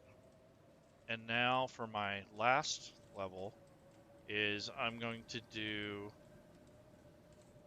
let's see, Spell Magic and Call Lightning. So those are my other. So now I have all my spells picked for the adventure. So now I'm going to click on Standard and Combat on the very bottom here, and then Display as Actions. So when you decompress these, it's only showing the ones that I have memorized or that I have chose for the day. Except for these. These don't have a, preparation to them. So another thing I'm going to do is, yes, it is Wisdom. And I'm going to make sure that anything with a saving throw is parsed, yes. What I mean is that the DC saving throw is correct. See, this one doesn't look right. So when I click here, now it says DC 15. So sometimes the spells, for some reason, they don't parse. I don't know why. Here's another one that looks broken. See, that should be, now it's at 15. It was at 8. So it will behoove you to check those and make sure. Now it changed to 15. So as I'm going down the list, I'm making sure that all these have parsed. Yep, finally it parsed. So I do that ahead of time just in case. But sometimes it won't calculate properly, and then it breaks the spell. So want to make sure that's right. Same thing with here. Just call lightning. It says dex save of DC 8. Well, it's actually a DC 15. And dispel magic is good. Okay, so that's basically all the stuff to do with your spell casting and your druidic abilities. And I want to go ahead and compress these down because I don't need them right now. And see, Fairy Fire did not. There we go. It didn't parse, so I fixed that. Old Person is parsed. Sleet Storm is parsed. Slow is parsed. And so parsing means a saving throw. It needs to match what you have. That's what I'm doing. Okay. So that's all the class features. So all the spells and the class features are done. And I did the bonus cantrip already. And we already dealt with the Circle of the Land. So now all I have left are a few other nagging groups here. And these are part of the racial feature. So I'm going to make another section. And this will be racial traits.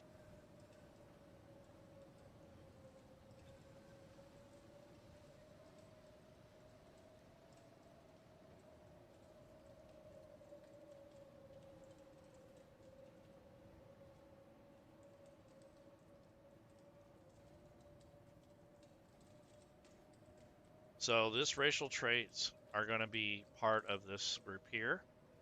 What I'm going to do is open up the spells and change these filters.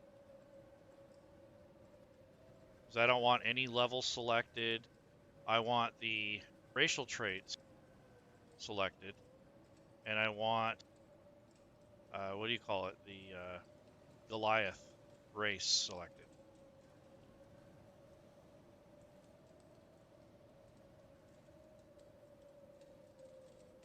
And here's Stone's Endurance. So that goes in there. And then the other was Mountain Born. So let me unfilter this. And type that in.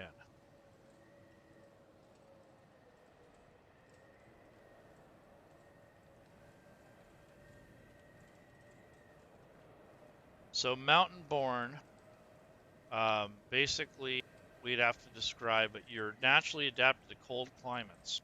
So we'd have to look that up. But until I get a chance to really look at that, I'm just going to drag and drop it over here.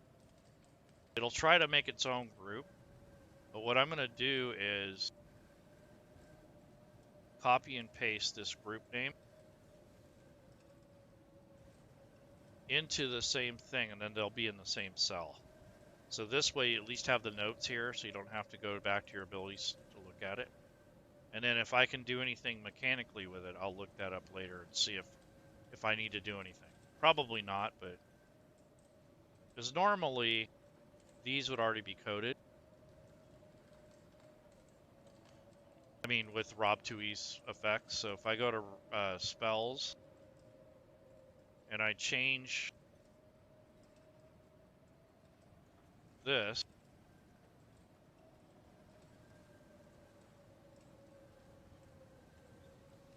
there's no Mountain Born. It's, it's basically this stuff here. So, nope, don't need to worry about that. All right, so now I'm going to add another group. So this is for standard actions. So I'm going to add another power group.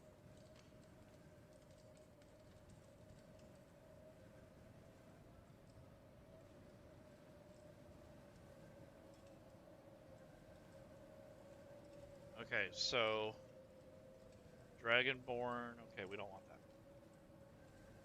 All right, so I'm going to up here in the spell, I'm going to go to class feature. And then I'm going to, oops. That's right.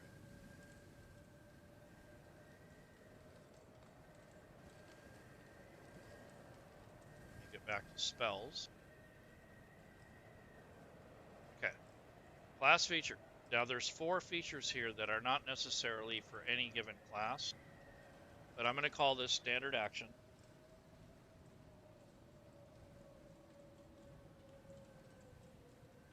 And this just happens to be where these are stored. There's really no other place to store it other than the class features, because the spells don't make sense.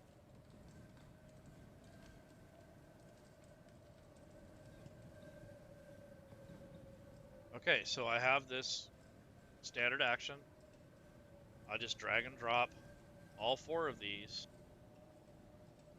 into this group. So this is a convenience thing for yourself and your game master. So whenever you need to do one of these, you're just going to pop up here and go, okay, I want to hold my action, or I want to ready an action. These are all set and ready to go for you. Let's see, help, hide, dodge. I don't have dodge. What the hell did I do? Spells, where are you? Okay, there we go. So I missed one. Now on this placeholder, I'm going to do one more thing, and I'm going to do a shield drop in case I want to use this spear two-handed and or the sling. You cannot benefit from the shield when you're using a weapon that requires both hands. So in order to simulate this, rather than manually unequipping it every time, I'm just going to do it mathematically. So this does not change the character sheet. All it does is it applies a negative value to the math, so it cancels out your shield bonus. So now that I have it titled,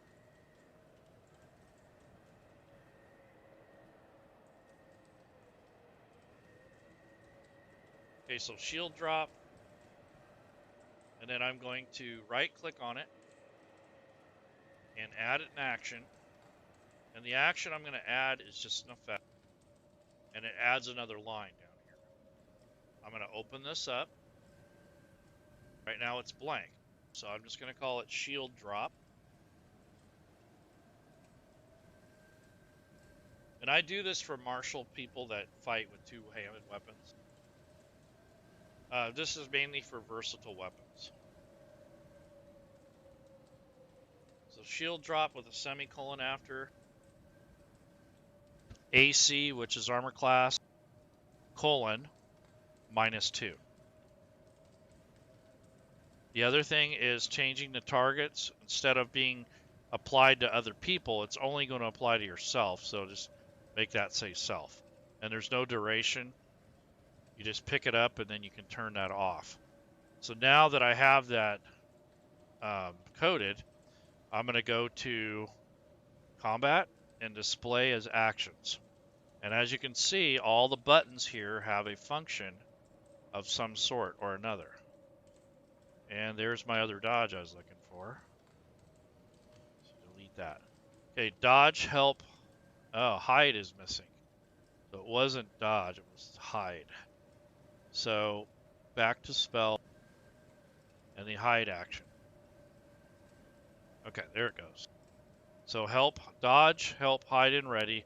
And then I have my own custom shield drop. And what I'll do, when I'm on the combat tracker, I need to use my weapon two-handedly, and I have my shield active. I just this, and it'll automatically it'll add it to the combat tracker.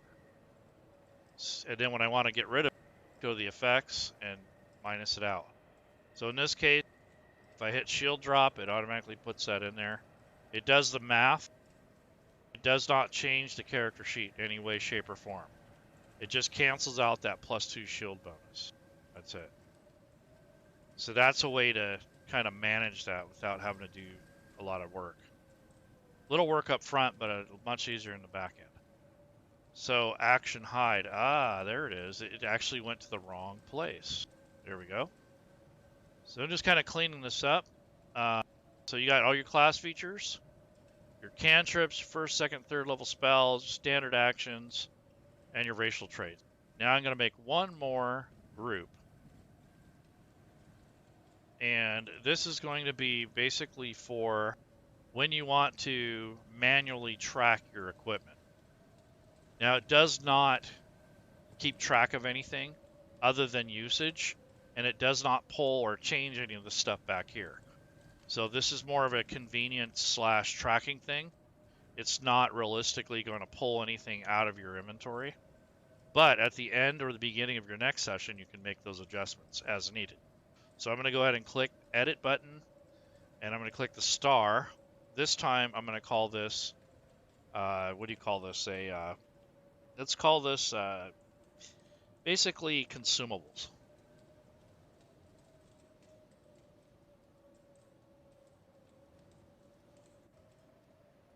Once you make the group, click on the left or click away, and it will make the new group. Because before it said powers, now it's saying group. So now what you're going to do is take this area and start building what it is you have in your inventory. So the things I have consumable are my rations, my torches, my potion of healing, and my food. So anything, rations, food, light source. So let's do that. There's my rations. And if I click on the star a few more times, I'll get more lines to work with. And I'm just going to copy and paste this into these cells so they all go into one group.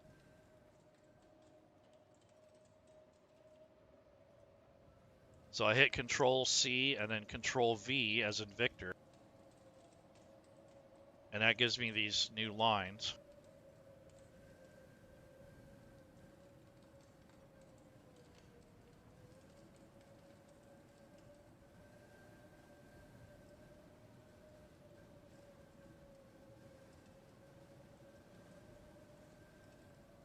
So I have my light source, food, water, and rations. Now you might have flasks of oil or candles or whatever, but this is what I have in my inventory. Now, like I said before, it doesn't take anything out of your inventory. It just gives you a way to track it. So now I'm going to get out of the edit mode, and I'm going to change the mode down here to preparation. And I'm going to add how many I have. So I have one use for the potion. I have 10 rations, 1 day of water for a water skin, and 10 torches. Now I got to change these to once because they're only one-time use. Otherwise, when you rest, they'll come back. That's not what you're, well, for a player that'd be handy, but for reality's sake, no, you don't get to recover those unless you have a special ability or something. And then I got to add functionality to the potion. Right now, it's just saying I have a potion. So if I change this to combat and actions, you get these little bubbles so you can check these off as you use them. Well, the potion doesn't have anything. It's just a note. So what I want to do is go to the inventory, and since it has a function to it, I'm going to define that function. So first thing is I want to put the description of the potion in here so that my players are, what does it do? So I'm going to open this up, and I'm going to unlock it, and I'm just going to copy this data.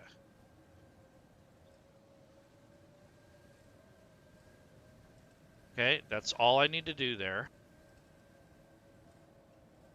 And that gives them the description.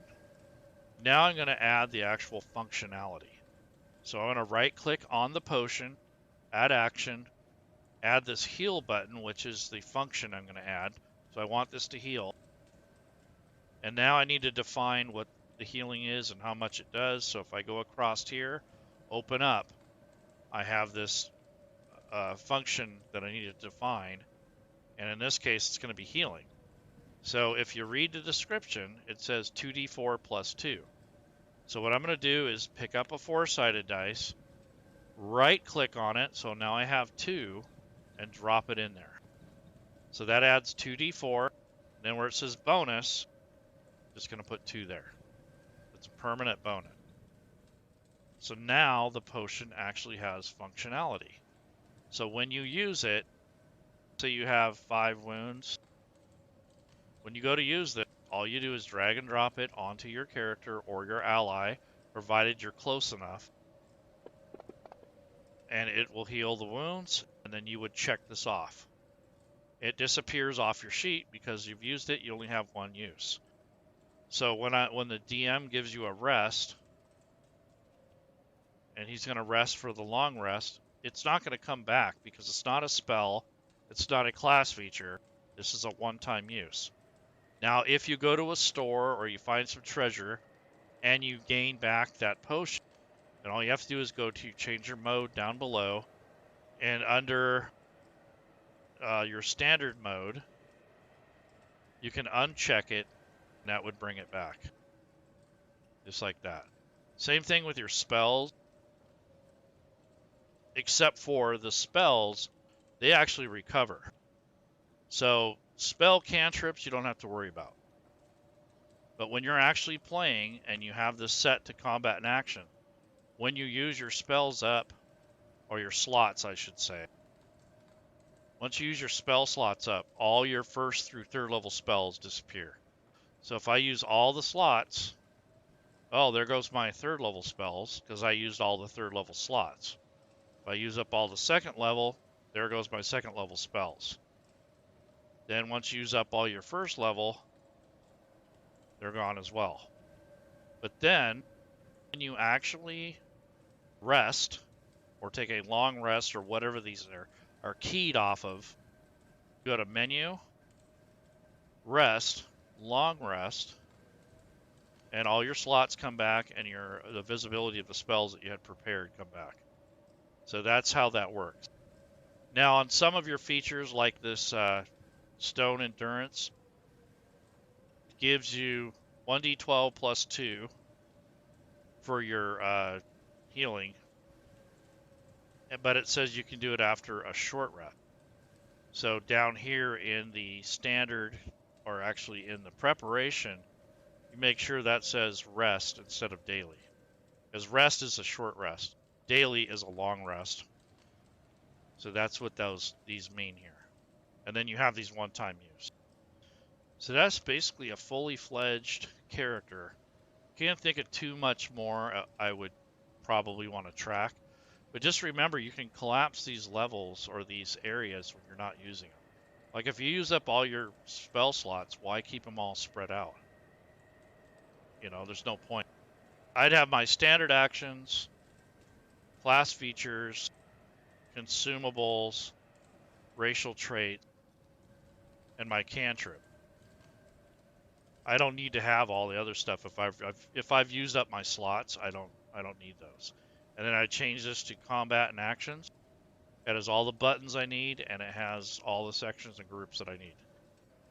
So again, this is a 5th level druid, Outlander, Goliath, with a little bit of a custom build on it for the actions and such.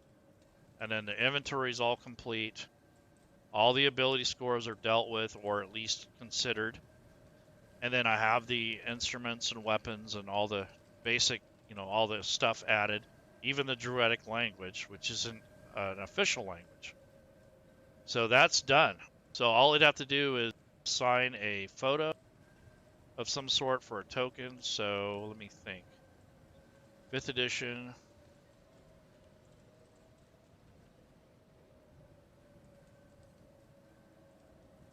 Other.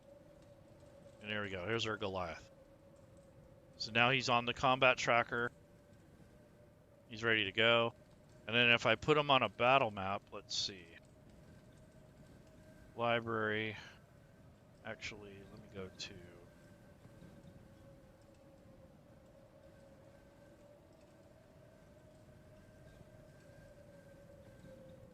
see what he looks like on the map. So now that I have this, I'm going to go to some of these beautiful maps that I have. And here's some meanders.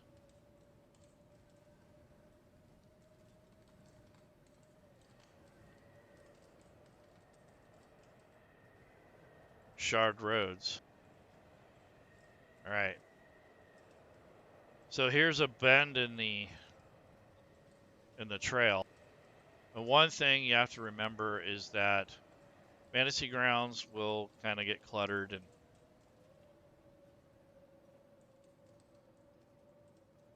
so food's ready. Food is ready, he says. Okay, so he wants food.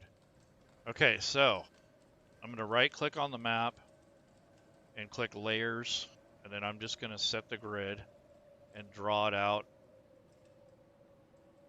Yeah, probably about there. It's good enough. And that will give me my lines, or the grid. And now I will put him on the battle map. But before I do, this player is telling me they want a token and not just the portrait. So if I go to my asset, and this is only a game master thing, and I go to tokens, and I go to campaign, I can look in here and see if I see anything. And oh, what do you know? There's a Goliath warrior and a rock priest, another Goliath. So I'm going to drag and drop that onto my token section. And now drag and drop that over here.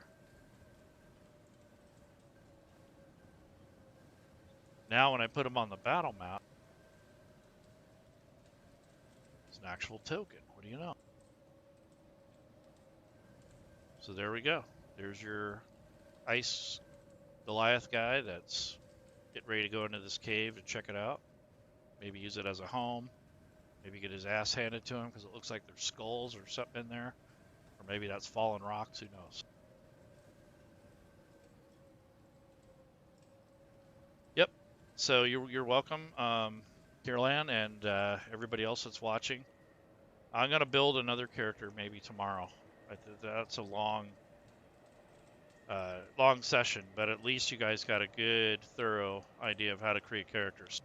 Now, when you use a character builder, AJ, when you use the character builder, you're basically going to bypass some of the steps that we did in the beginning.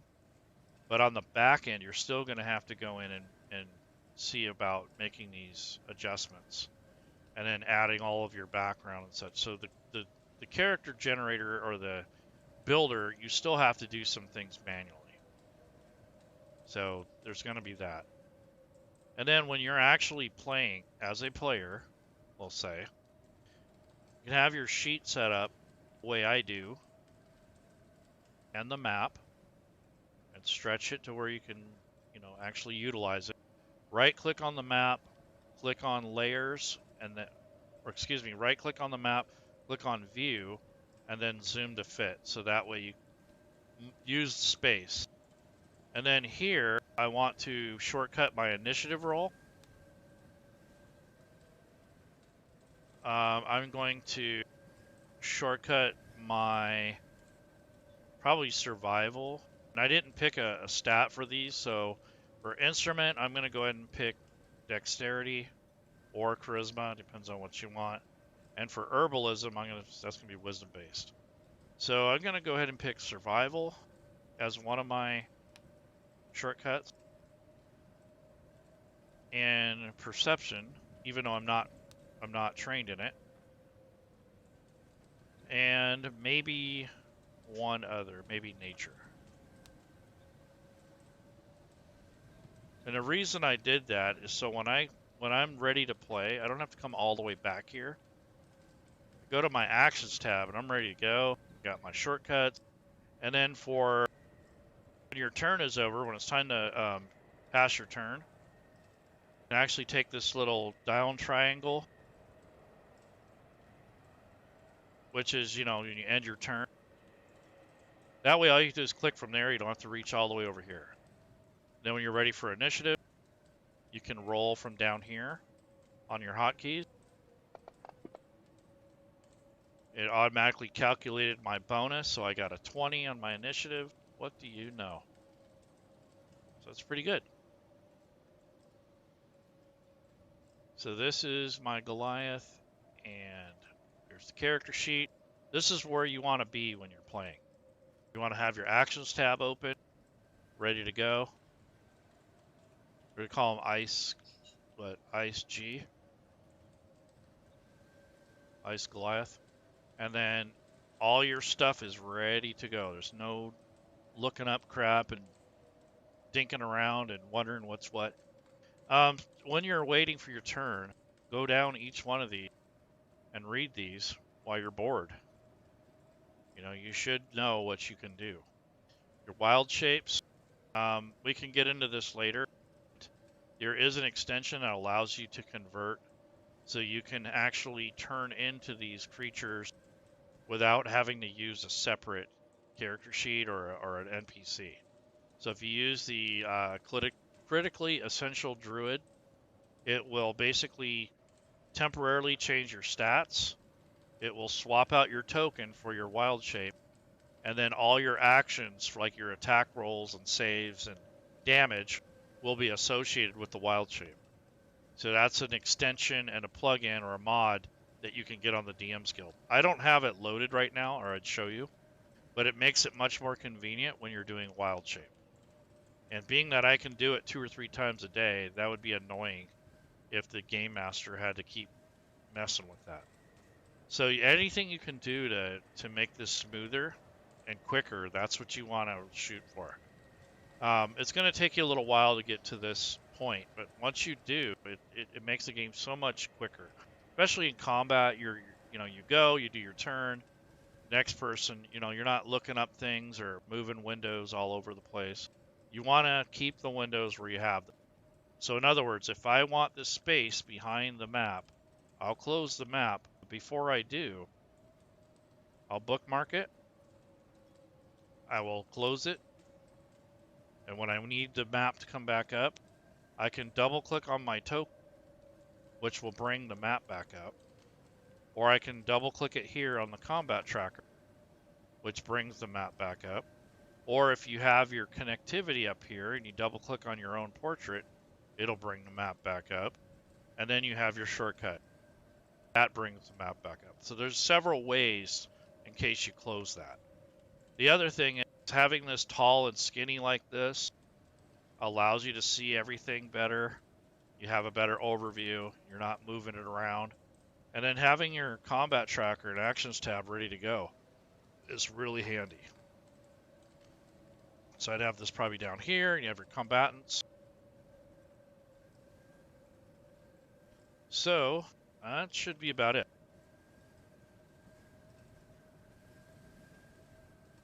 So that's basically how the character should be flowed out. So I did that in about 2 hours.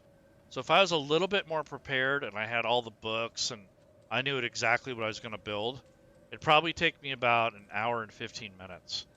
But I had a little bit of help from the audience, and I was kind of goofing around. But if I really put my time and energy into doing this more constructively and actually recording and doing that sort of thing, then this video would only take, probably about an hour and a half. So any other questions or comments or problems or anger or anything, just let me know. Or after this, you can leave a comment in the video section once I get it set up. So I'm going to get going soon. I got to eat dinner, and I'm thinking about my next build. I'm probably going to do a ranger just because of the terrain. And I don't know if I want to do a hunter or a beast, beastmaster. Maybe he has a wolf or something like that. I don't know yet. But probably build a ranger of some sort. Probably a half elf or an elf or human. I'm going to build a barbarian for sure. Gotta have one of those. I'm going to have some sort of rogue. Might make him a scout or a mastermind. Or a bard, perhaps. I don't know yet. But It's going to be a pretty beefy party once I'm done. They're all 5th level, so.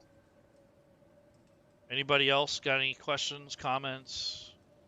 Wondering what the hell I'm doing? Like I said, my library, I use the Rob2E coding effects bundle, which is on the DM's Guild. You can buy them individually or as a group. Using the Sword Coast Adventures Guide and the Legacy of the Shard Adventure in case I need some material. I have a lot of core rules loaded. I have the map packs loaded. And I have a couple other DM's Guild modules and products loaded. So that's what I was using. As far as the software, I'm still using the Unity early release. It seems to be pretty stable. I haven't had too many issues. I don't see any foreseeable problems. And if I have people connect to me, I know how to troubleshoot if they can't. So that's important that if you're a game master, you need to learn how to troubleshoot those issues. Sometimes it's not your fault. Sometimes it's your router or your ISP, whatever it might be. So anyways, take care, everybody. Oh, yeah, Beast. What did you say? Beast Master Ranger. Yeah, I might just do that. Because there's not too many places where that makes sense. But I think in this setting, it would make perfect sense. All right, everybody. Take care. Have a good weekend. And I will try to do this again sometime if I get a chance. If you like it, leave comments in there, and we'll see what we can do. Take care, everybody. Bye bye.